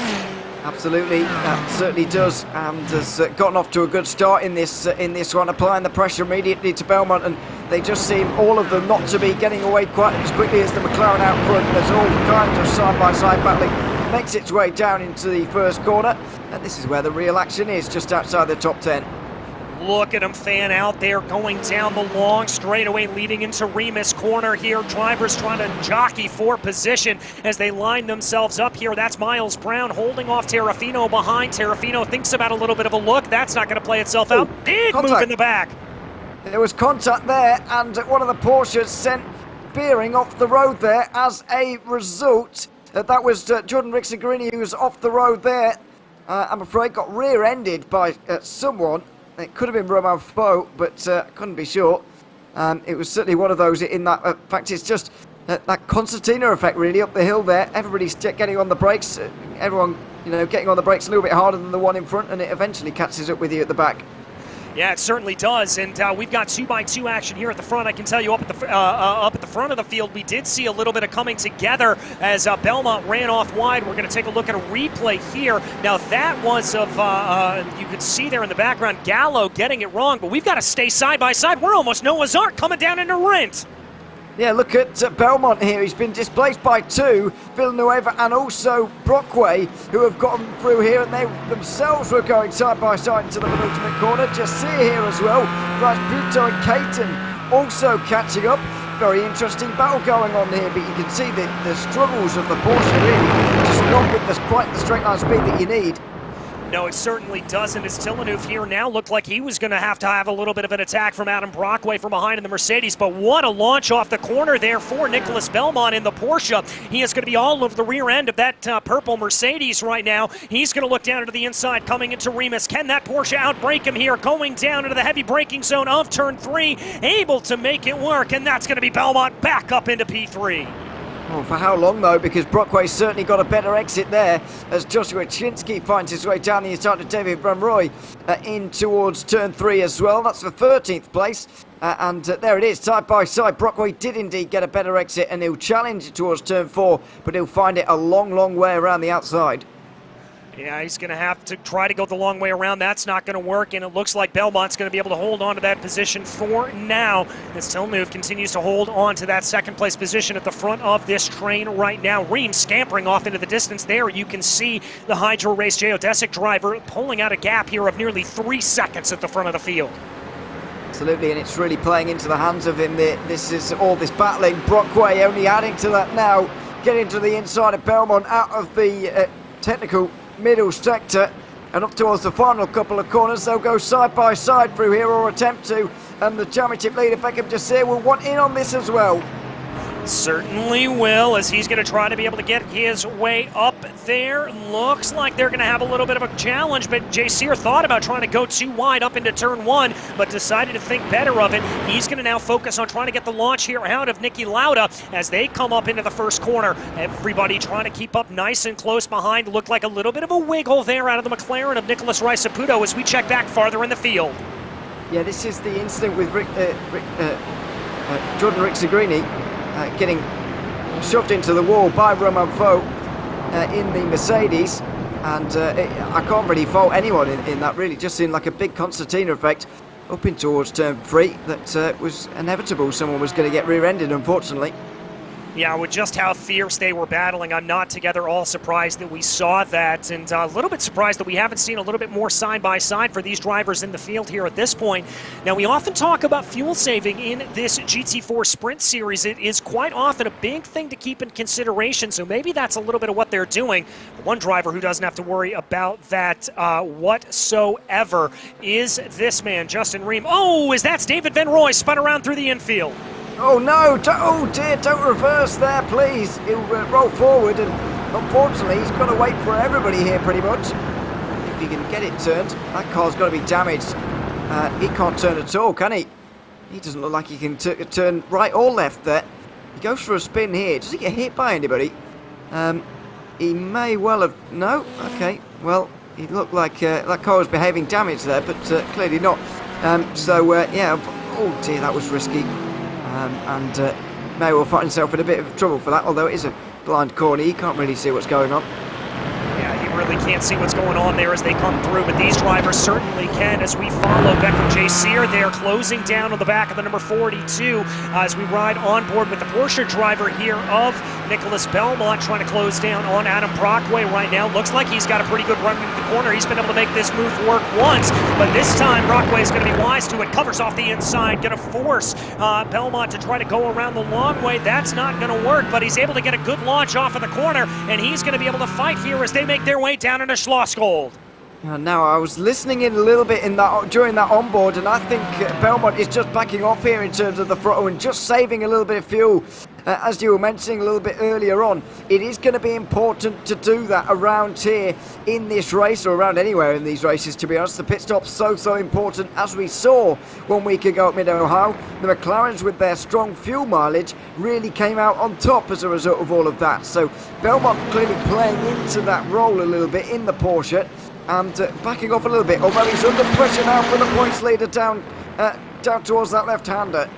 Yeah, he is, and there as Belmont is going to be able to rebuff him for the moment, but I think that was a little bit of a sneaky move by Beckham Jasir, just caught Belmont napping a little bit, and that has now allowed for Nicholas RaceSpotTV to get himself right involved in this conversation as well. Walker Caton and Matt Distil, they're the other drivers that are involved in this, but all of this battling farther behind has allowed for Brockway and Villeneuve to kind of run off a little bit at the front of this field. They're building a gap here of about 9/10 of a second. Oh dear, it's a mess back here. There's been all kinds of things going on, by the way, in the second half of this lap, but it's impossible to know where to look at the moment. So much going on. That was one of the Mercedes on the outside line of the final couple of corners. It was all going on, as I say, through the second half of that lap. And cars flying off everywhere, including Austin Lawrence, I think, who's found himself down in the pit lane as well, as the points leader Jasir finds his way to the inside at turn 3 this time and muscles off Belmont for the moment. For the moment being the operative phrase, Belmont able to make a good line, work around the outside there, and they're going to be in a drag race coming down into Schlossgold once again. That is going to be Belmont to the outside, Jasir down to the inside. I've seen both lines work, but that is going to be Jasir later on the binders, able to slip in front of the Porsche and able to make it work. A good run there for Beckham Jasir, and your points leader is now up into 4th place. Yeah, just later on the brakes that really sealed it. Now, this will be the interesting one to see what happened. Nearly 3 wide into the penultimate corner here, and the Mercedes that tried to make it 3 wide just finding itself offline and in an unfamiliar zone, and so found itself straight into the side of one of the McLarens there. and even getting a bit of help from that Mercedes, quite possibly as well. It was all a big mess down into the final couple of corners, and unfortunately, quite a few losing out as a result. But yeah, these kind of things happen in big groups, like we see in the midfield at the moment. Yes, they do, and we've got a nice little battle starting to shape itself out right now with Villeneuve and Brockway, as that is the purple Mercedes all over the back here of the McLaren as they power their way out of Niki Lauda. Looked like a little bit more momentum for Villeneuve as he was able to carry some speed around the outside there, but picked up a little bit of curbing. I thought for a second that was going to allow for Brockway to be able to close in, but that was all for naught here, as everything looks like it's actually calm here up at the front of the field for once. Yeah, for once. It's not often this way. We are seeing still a train developing for second place though, still 6 involved, and this is the kind of thing I was expecting for the lead actually, but it's formed for second place, and it's very much going to settle down now as well. We've had the first 10 minutes of madness in some ways, but now it's going to settle down a little bit, and we'll start to look towards that pit stop window to see who can go how far, and when you'll need to pit, and how long those stops will be, and then we'll really know who's where for that fight to the end of the race. Yeah, exactly, and normally we tend to see that pit window opening at about 20 minutes left to go in the race, and it closes anywhere between about 15 to 10 minutes left to go in the race, just depending on fuel use and particular strategy. But I've got to be thinking around here that kind of as opposed to what we were talking about at VIR, that you're going to want to see these drivers pitting in groups. You're not going to want to lose that slipstream around this circuit, as that could really come back to bite you. Well, maybe not, but also you might want a bit of clean air maybe to use around here. It's an interesting debate really, and it kind of depends what the group is actually doing. If they're working together nicely and line astern and really lining it out at the moment, then you do want to be in a group like this, because you are making some good speed. But if you're battling a lot and there's a lot of fighting going on, then you really want to get out of it. And if you can get some clean air, then that's a lot more ideal. But the problem for these guys at the front in terms of going back and getting clean air is that when you're making your scheduled pit stop, that they're not long stops, and so you generally find yourself just in different traffic and slower traffic further down the order. Yeah, and that can really come back and be a big problem to you. But I got to tell you right now, Justin Ream, you saw him on the forefront of your screen there. 5 seconds, the gap right now that Ream has been able to pull out in that 912. There's a visual representation of it. He is really putting this car through the paces here today. I am very, very impressed with the speed we are seeing early on from Justin Ream. Yes, it is impressive, but I guess it can't come as too much of a surprise to us after qualifying.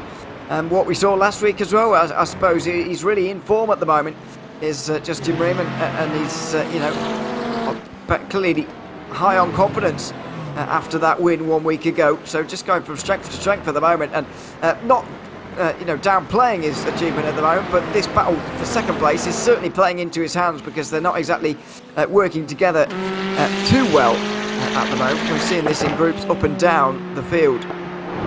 Yeah, and speaking of that other group, this is Jerome Bertillon there as he sort of leads a nice little train right now. That's Ryan Miles directly behind him. A little bit of gap back to Roy Brown. Then it's Dave Richards, Joe Jr., Hugo Gallo, and Josh, just them there as they run. Josh Kimball sits a little bit farther ways back. A little bit of a mistake there from Jerome, but he was able to keep the car together. So he runs a little bit wide there on the exit of A1 as well, making just a couple of little mistakes here. And when you've got so few corners, as is you do on a circuit like this, just those little micro mistakes can really, really be a boon to your race.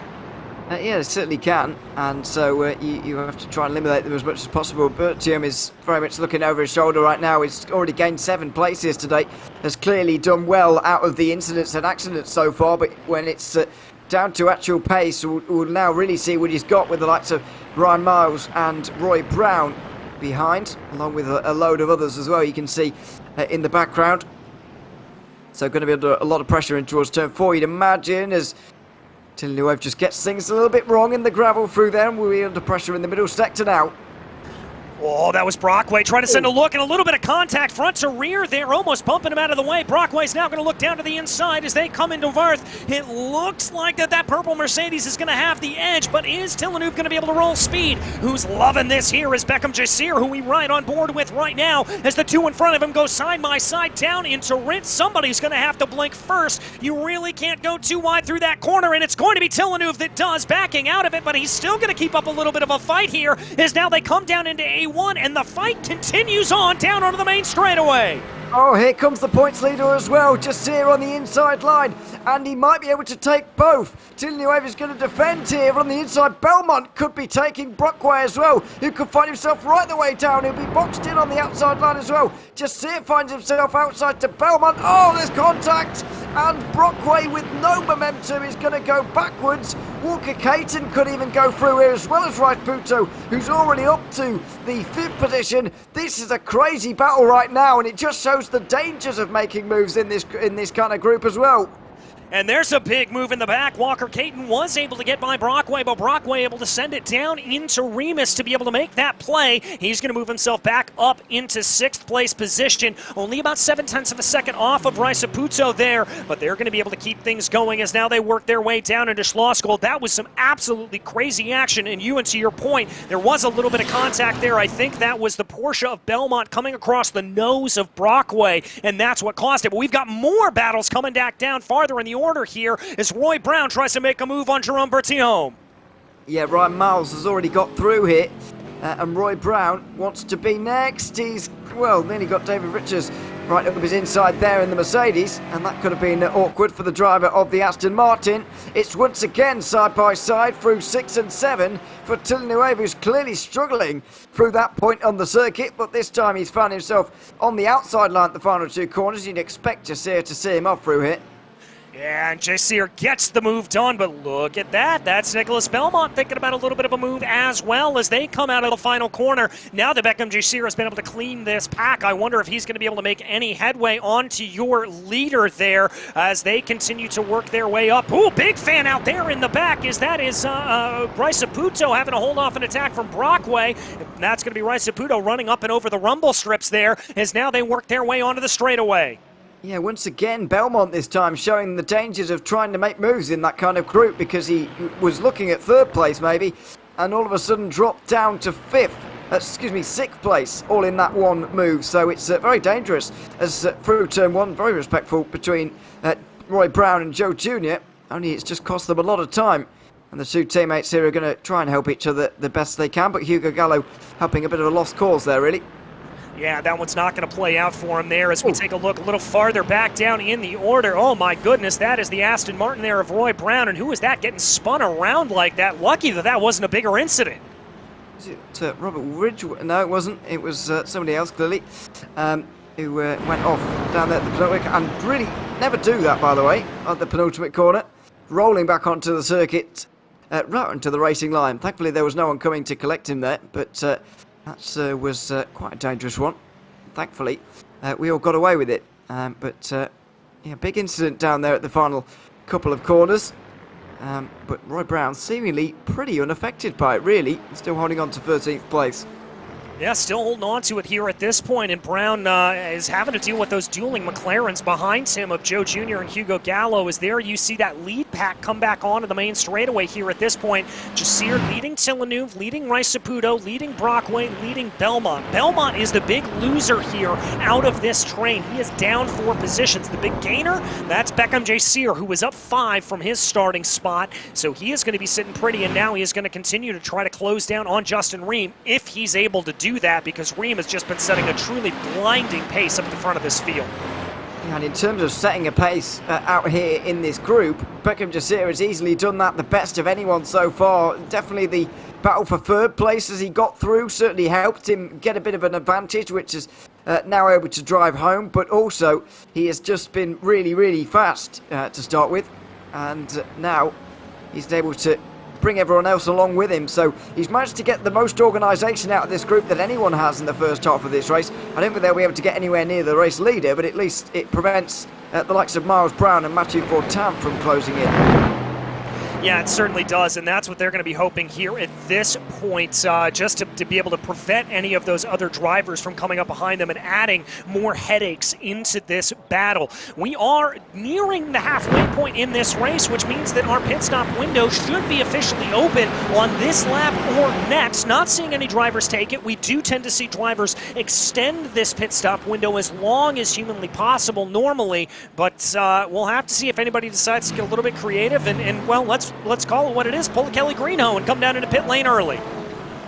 Could well do, and it's very much more possible in the GT4s as well, because these cars are generally a little bit more relaxed on fuel. They're a little bit more comfortable in terms of making it. The MX-5s really aren't, so it really does take some risk to do that sometimes, but we'll see if anybody tries that. As I mentioned earlier, you often find yourself in traffic when doing that from the front, but just watch Max Villeneuve as we go through the middle part of the lap here, through turn 6 here.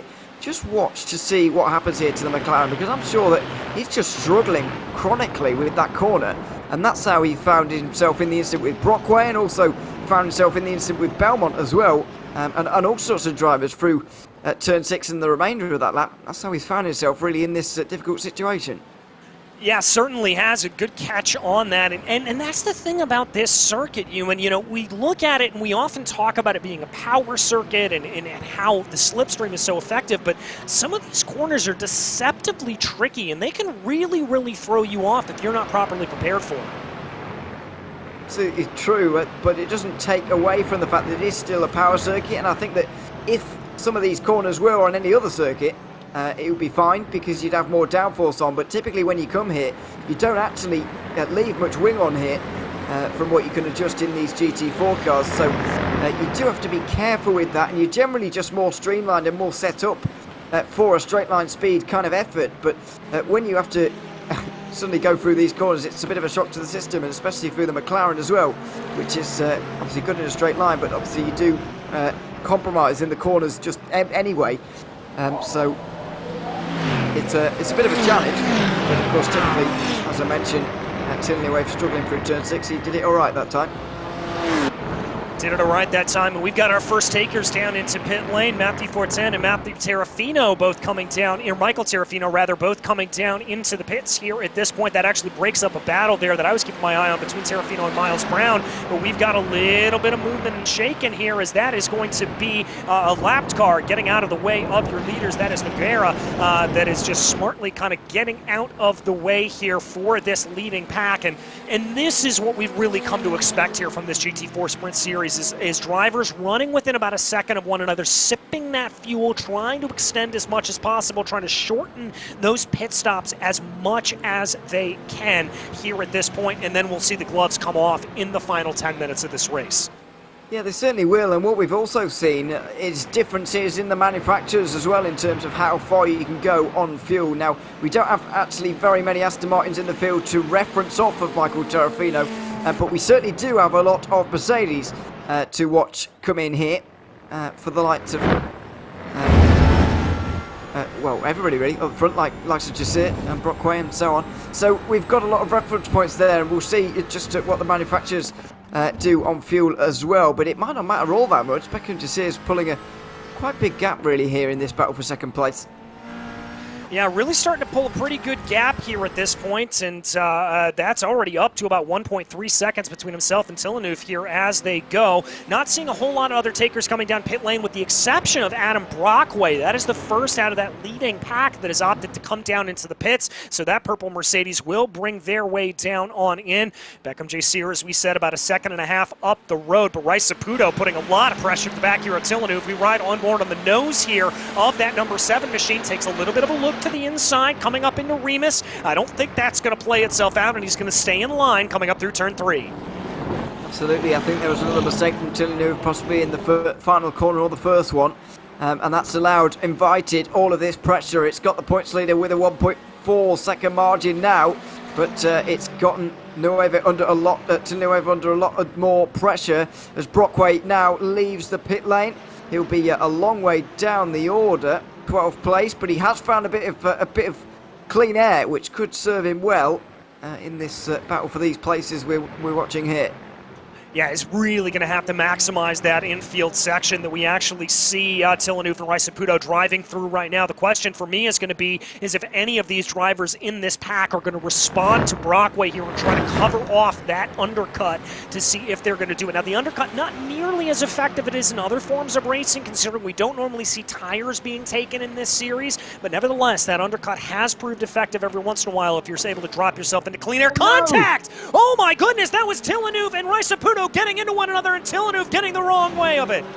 And that was Villeneuve trying to go into the pit lane. It's a really awkward one here at the Red Bull Ring. You've got to slow down through the penultimate corner, and if the driver behind doesn't quite realise, then this kind of thing happens. There's the smash, and there is the race falling apart for Max Villeneuve. He's dropped way down. He'll be outside the top 10 at the exit of these pit stops, and it's really screwed over everybody here as well. Walker Caton, Nicholas Belmont and Nicholas RaceSpotTV all fighting now.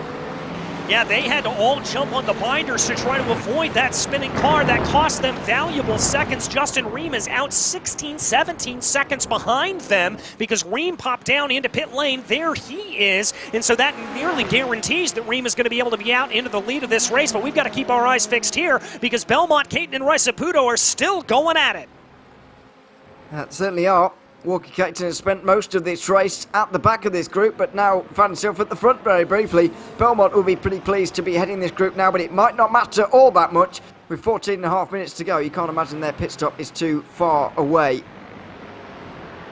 No, I've got to imagine they're going to be coming down into pit lane on this lap, I think. This is when we are going to see them come on into the pits, if at all. So let's see what they do here as they work their way through Worth right now, bringing the car over that tricky little crest on the hill, avoiding the barriers to the inside there, the gravel to the inside.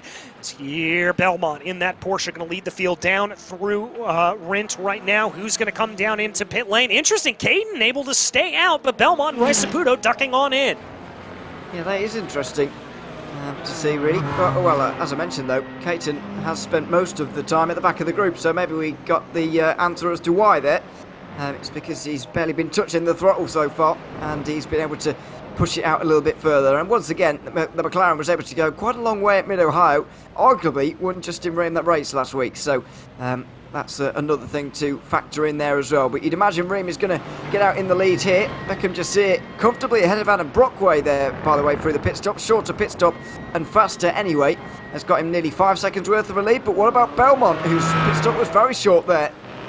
Yeah, that was a 14.2 second pit stop there from Belmont. In comparison, Beckham Jasirs was 18 seconds long. As there, he's going to come out just in front. Jasirs going to be able to pick up a little bit of the draft here coming down the straightaway. And I think Beckham may be able to get this done as that Porsche tries to get up to speed, trying to use a little bit of side draft there as they come up the hill. Crossover move there for Belmont as he tries to be able to hold on to it, running it around the outside. He's going to carry a little bit more momentum. Contact, and Jasirs spins! Well, there was big aggression between the two of them right from the very start there. And Jasir has found himself in the wall as a result. And he'll have damage on the rear end as well. That was very aggressive from the two of them. We'll obviously need to see it again. But Belmont there, for me, was just standing his ground on the outside line, really. Let's take another look here. He's on the outside line. He's certainly alongside. And for me, he isn't really given room by the points leader.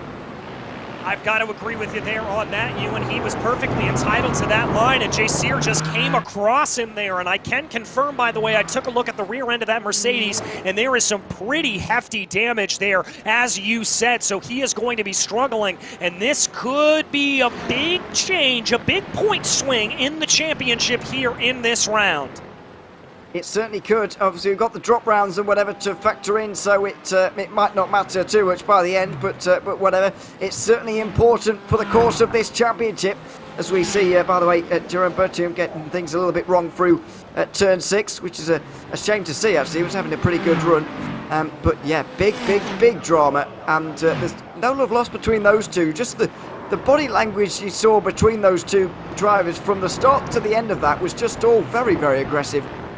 Yeah, they were not messing around with one another, I can tell you that for sure. As we take a look back at live pictures here at this point, this is going to be the McLaren there moving up to the inside. That's a lapped car getting out of the way for RaceSpotTV, and so that is going to be clear sailing there for them as they go. It looks like here at this point that Brockway's still trying to close in behind. That slow pit stop for Brockway, putting him back down the order. 19.2 seconds for that purple Mercedes. That is not what he wanted to have happen. No, I think it's a legacy a little bit of that earlier stop, and clearly he's had to put more fuel in or just calculated a little bit differently. So it's all come down to the stops again in the final quarter of this race now. It's really going to be a case of, can Walker Caton hold on? Because he is in second place right now, but I don't think he's second place on pace, but instead on strategy. It's up to the likes of Nicholas Belmont now to see if they can catch and pass him in the remaining minutes. Oh, goodness. Yeah, it is all to play for here at this point, and Caton only has a 1.1 second advantage over Nicholas Belmont, and we've seen the tenacity and, frankly, the outright speed out of that Porsche here today, catching us by a little bit of surprise. That wasn't supposed to be the favored car, but clearly behind the wheels of Nicholas Belmont, behind the hands of Nicholas Belmont, that car doing a great job, and there, Belmont able to actually cover down those 0.2 of a second, really through A1 alone. He's got the gap down to 0.9 of a second, and he's going to be feeling that slipstream coming up into turn 1. That certainly is. And by the way, a bit of a surprise to see Nicholas Belmont in the Porsche at all, by the way, because of course he has been using the Mercedes so far. That will be a car change for him, and that will be penalty points applied as well for changing a car throughout the season. And same as well for one of the other notable competitors I saw inside the top 10 changing car. Is it RaceSpotTV, I think, has gone to the McLaren from the Mercedes, I think. So that's 2 of the top 10 in points changing car today. Well, let's not forget here that Justin Ream started off this season in a Porsche as well and then made the switch on over. So clearly lots of drivers just trying to figure out what's going to work best here in the series. We check back a little farther in the field right now. This is a nice little battle with Joshua Chinsky and Ryan Miles. Mercedes versus McLaren here as they go, and Hugo Gallo not too far in front of them. Absolutely. Hugo Gallo recovering from earlier problems, of course, back inside the top 10. You'd imagine he'll be able to get away from these two. But Chinsky and Miles could have a fight here. We'll see. McLaren in front, and will be difficult to topple with that straight line speed. Ryan Miles will very much close in. And see if he can find Miles Brown as well, which he always seems to do. He is a good 15 seconds away at that point, or as of right now, I should say. And so we won't be able to manage that, but we'll probably fight for this 10th place to the end of the race. Yeah, I've got to imagine this battle's going to continue to percolate on here at this point. By the way, Belmont lost some time on that lap. The gap's now up to 1.5 seconds, so that's dissipated here for the moment. We'll keep our eyes fixed on this battle for P10, because this is one of the better ones we have on track at the moment. Oh, I've got some bad news here for fans of Beckham J. Sear. That car is really hurting here at this point. He is about to be overtaken by Miles Brown and Matthew Fortin. And maybe he'll be thinking back to that moment and the aggression he showed down here at turn 3 a few laps ago, and maybe regretting it a bit at this point now. To the outside line goes Miles Brown. You can see the damage to the Mercedes. Very obvious here at the moment. Late on the brakes in towards turn 3. There's no chance he'll be able to hold on now. Brown and Fortin are going to be through. Yeah, don't look now, but Terrafino could be coming up behind them as well, as there you see Jasir trying to hold on with all his might to that outside lane. But as they dive down to the binders here for Schlossgold, it is going to be Brown and Fortin up and ahead of them. That is going to be for 6th and 7th place, respectively. And as we said, it's not going to be too long here until that other Mercedes of Terrafino is going to be able to catch up to the back of your points leader and probably put him down into 9th place. And it is an important race as well, because let's not forget, in terms of Jasir's championship, he's not actually finished off the podium yet this season. He won the first 3 rounds, and it was still 3rd at Mid-Ohio, so it wasn't a disaster by any means. But this can count very much as a disaster for him. I think he is still going to finish 9th. He should have enough to hold on for the likes of Hugo Gallo, but it's still not great, and with Justin Ream getting 2 wins in a row now, you just wonder whether the momentum will start to become too much for Jasir. Obviously, there's a long way to go, but it's momentum certainly shifting in this championship at the moment. It's shifting back and forth, and Ream has kind of been that constant force putting pressure on Beckham Jasir, and thus far, up to this point, Jasir's been able to withstand it. But we check back now. Adam Brockway, Nicholas Riceputo in that McLaren, trying to close down on the purple Mercedes in front of him. Looking down into Remus. That's not going to play itself out. There's the train coming up behind them. That's Brown, Fortin, Jasir, and Terrafino. 1, 2, 3, 4 as they come in through the corner as well. Looks like here that Fortin may have gotten a little bit of a better line, and indeed, I think Miles Brown thinks so as he immediately goes defensive. Absolutely. Onto the inside line going into turn 4. So defensive from Brown. Matthew Fortin to the outside, and far too much to the outside, actually, way too wide, and won't be able to get through there on one of the very few BMWs we have in the field, and certainly the only one inside the top 10. Yeah, it's only one of 2 BMWs in the field, I do believe, and so he is certainly having to work for it here at this point and putting in a good display for that German mark. Just about 5 minutes left to go here in the GT4 Sprint Series from the Red Bull Ring as we continue to follow Miles Brown holding off. There is your leader, Justin Ream, who has extended his gap over Walker Caton here at this point to a whopping 12.7 seconds. Absolutely. If the pace in qualifying wasn't enough, he's showcasing once again why he's the fastest in the field here as that spurt him off again. Through, oh dear, this always makes me nervous, through a blind corner. Thankfully, he's been watching his relative clearly and manages to get going again without causing a problem. But yeah, Ream has been very impressive so far today, 12 seconds of a lead, and as I say, I do wonder whether the momentum of this championship is just shifting. Yeah, I wonder if it is as well. We're going to take a look here at exactly what happened to Jerome. A little bit of contact there coming down into the corner. Now, I believe that was either Rick Scrinney or Ridgeway that he made contact with, one of the Porsches up in front of him, and that is what it was enough to send him around. We focus you back on that battle with Miles Brown, Fortin, Jasir, and Terrafino. Color me surprised at this point. I thought Beckham Jasir was going to be a sitting duck to Michael Terrafino, but he's held up relatively well despite the damage on the rear end of that Mercedes.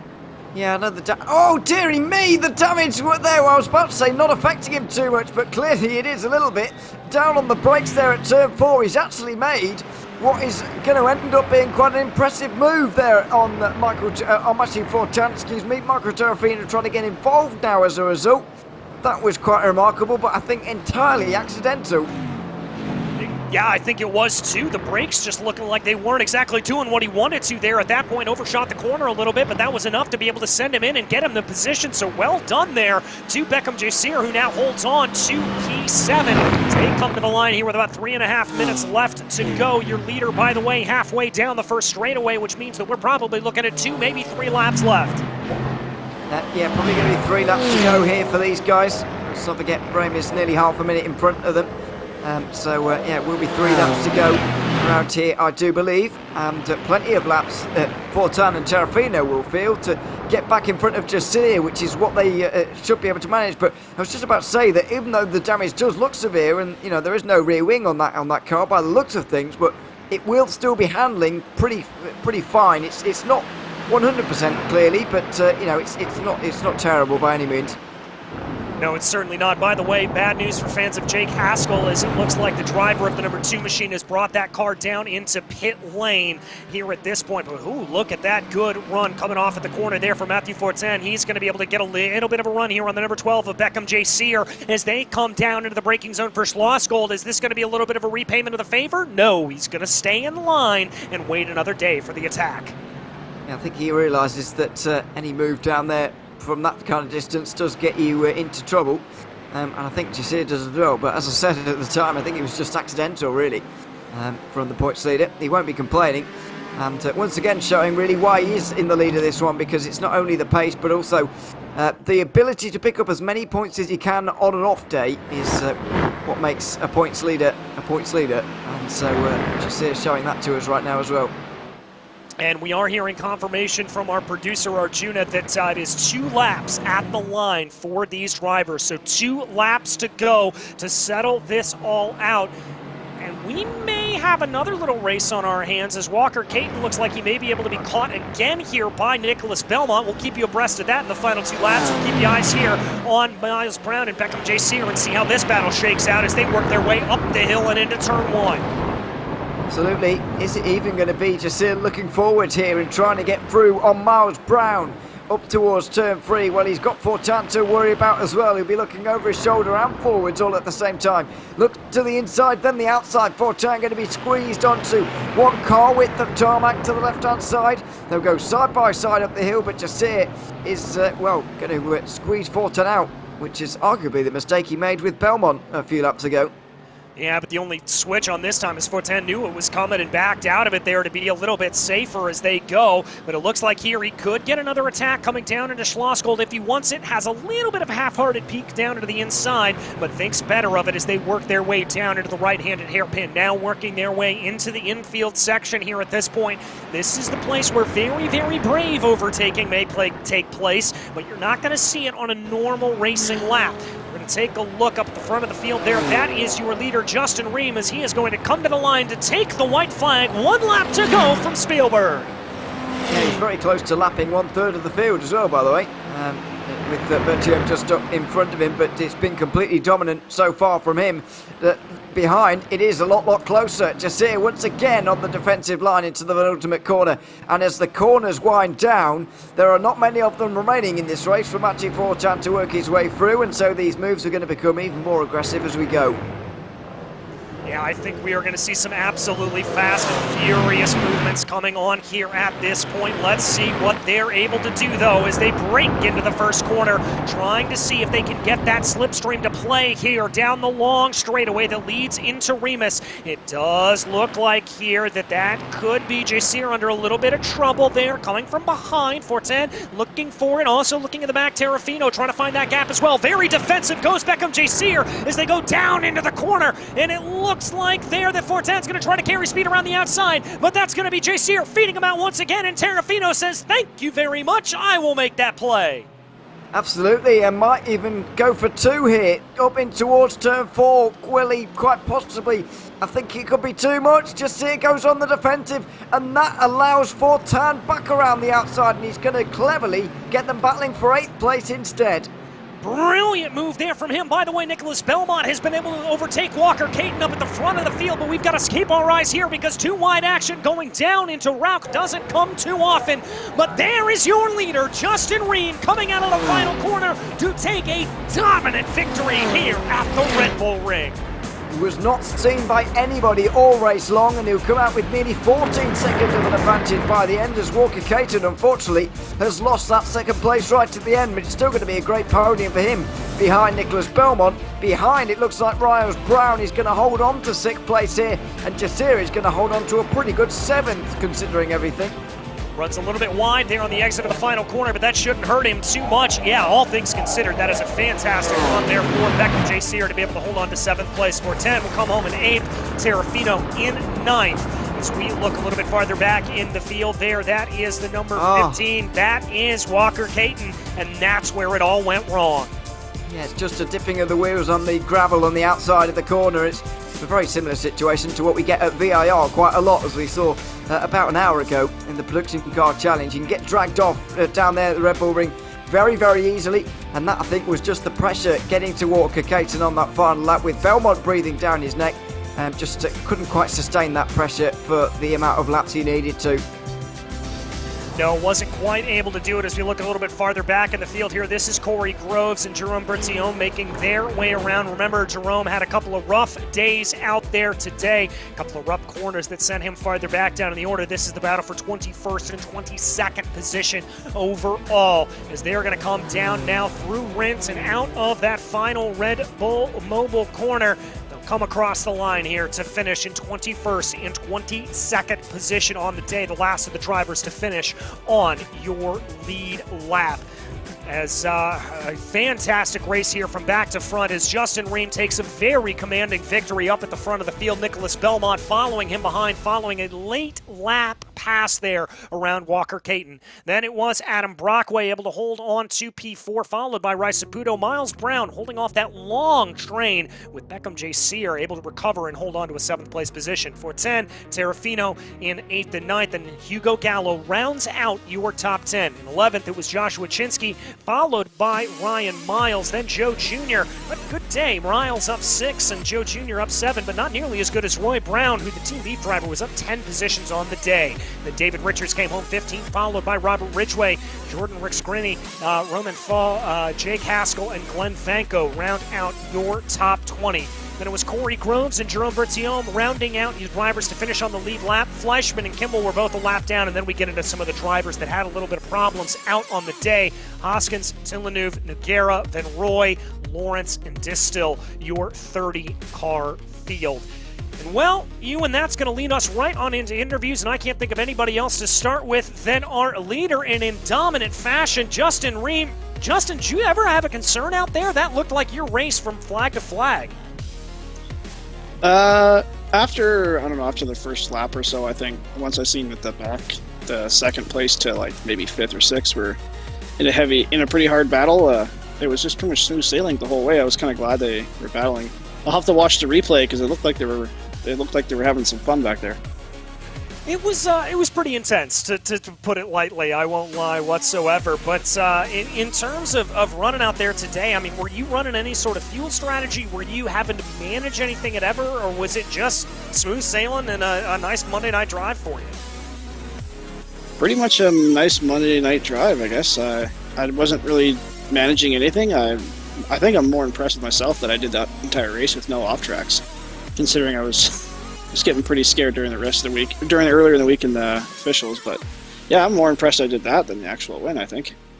I am too. That is impressive as all get out, my friend. But as we look ahead, we put the walls a little bit closer next time, and we head to Circuit Gilles Villeneuve. How do you like your chances there? I got lots of seat time there, that's for sure. Lots of practice with the track, but I'm never really good there, so it should be interesting, and especially with the McLaren with curbs. It doesn't ever do too well with curbs, so we'll see how it goes.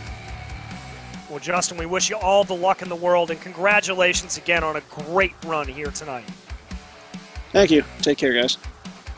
All right, that was Justin Ream, your victor here tonight, and it looks like you've been able to catch up with P2, Nicholas Belmont. Certainly have. Nicholas, welcome to the booth as well. Want to go straight to that incident just out of the pit stop phase there between you and Beckham Jasir. Just what was it like from your perspective? Yeah, no, absolutely. Beckham's been super fast all season. The dude is like extremely fast, but we've had a couple run-ins now, and to be honest with you, with Beckham, I don't know if he could hold his line if we tied his car to train tracks and took the steering wheel out, and I've really kind of become frustrated with the situation, and, PRL will have a look at it, and hopefully Beckham understands. This isn't the first time we've gotten into it, and, I've watched the replay now. I think it's racing, but we'll have to see what he says after, like I said, a couple run-ins, but it's just racing to me, but I obviously don't want to make a name for myself racing like that, that's for sure. Well, absolutely. These things happen from time to time, I guess. In terms of the race overall, second place, and before up to that, especially before the pit stops, it was almost like pack racing occasionally. Just what was it like being overtaken, and that kind of exchange, especially through the first half of that race at a circuit where there are so many straights and so much draft as well? It was great, honestly. Everyone was so, just racing really, really well. I think it was Adam Brockway who I got into. That was totally my fault. I'm definitely going to reach out and apologize after that. But other than that, the racing was great. I felt like everyone was racing super fair and clean, and it was just a really, really freaking good time for, the entire first half of the race. It wasn't until that I decided, all right, I'm going to play the fuel strategy game, and I kind of had to let them go. But up until then, it was a blast for sure. It was certainly fun to watch. Nicholas, congratulations on second place tonight, and thanks very much for chatting to us. Thank you. See you guys. Thanks very much. Nicholas Bellman there, second place here today at the Red Bull Ring. Well, Ewan, it was a pair of pretty fantastic battles out on track from VIR to the Red Bull Ring. It doesn't get much better than this, and I've got a sneaking suspicion that as we continue our way on in this schedule, Villeneuve, Indianapolis Motor Speedway, the Nürburgring, we're in for some more good battles up in this GT4 Sprint Series. We certainly are very much looking forward to the Circuit Gilles Villeneuve coming up in 1 week's time. I think it's a fantastic racetrack and should be used more by non-F1 series, because I only seem to see it on F1 series, and now we get to experience it in the GT4 series in a week's time. So very much looking forward to that, and hopefully it will be another exciting one, as tonight has been. It certainly will be, and join us next week's time. As we said, we head to Alton Park and Circuit Gilles Villeneuve. But in the meantime, on behalf of all of us here tonight, thank you so much for joining us on RaceSpotTV for the PRL Monday Night Series. My name is DJ Clark, and on behalf of myself, Ewan O'Leary, who joined me here in the booth, as well as our director and producer, Arjuna Kankapati, it's been an absolute pleasure to bring you the racing action here tonight. And until we see you on the track, thanks for watching.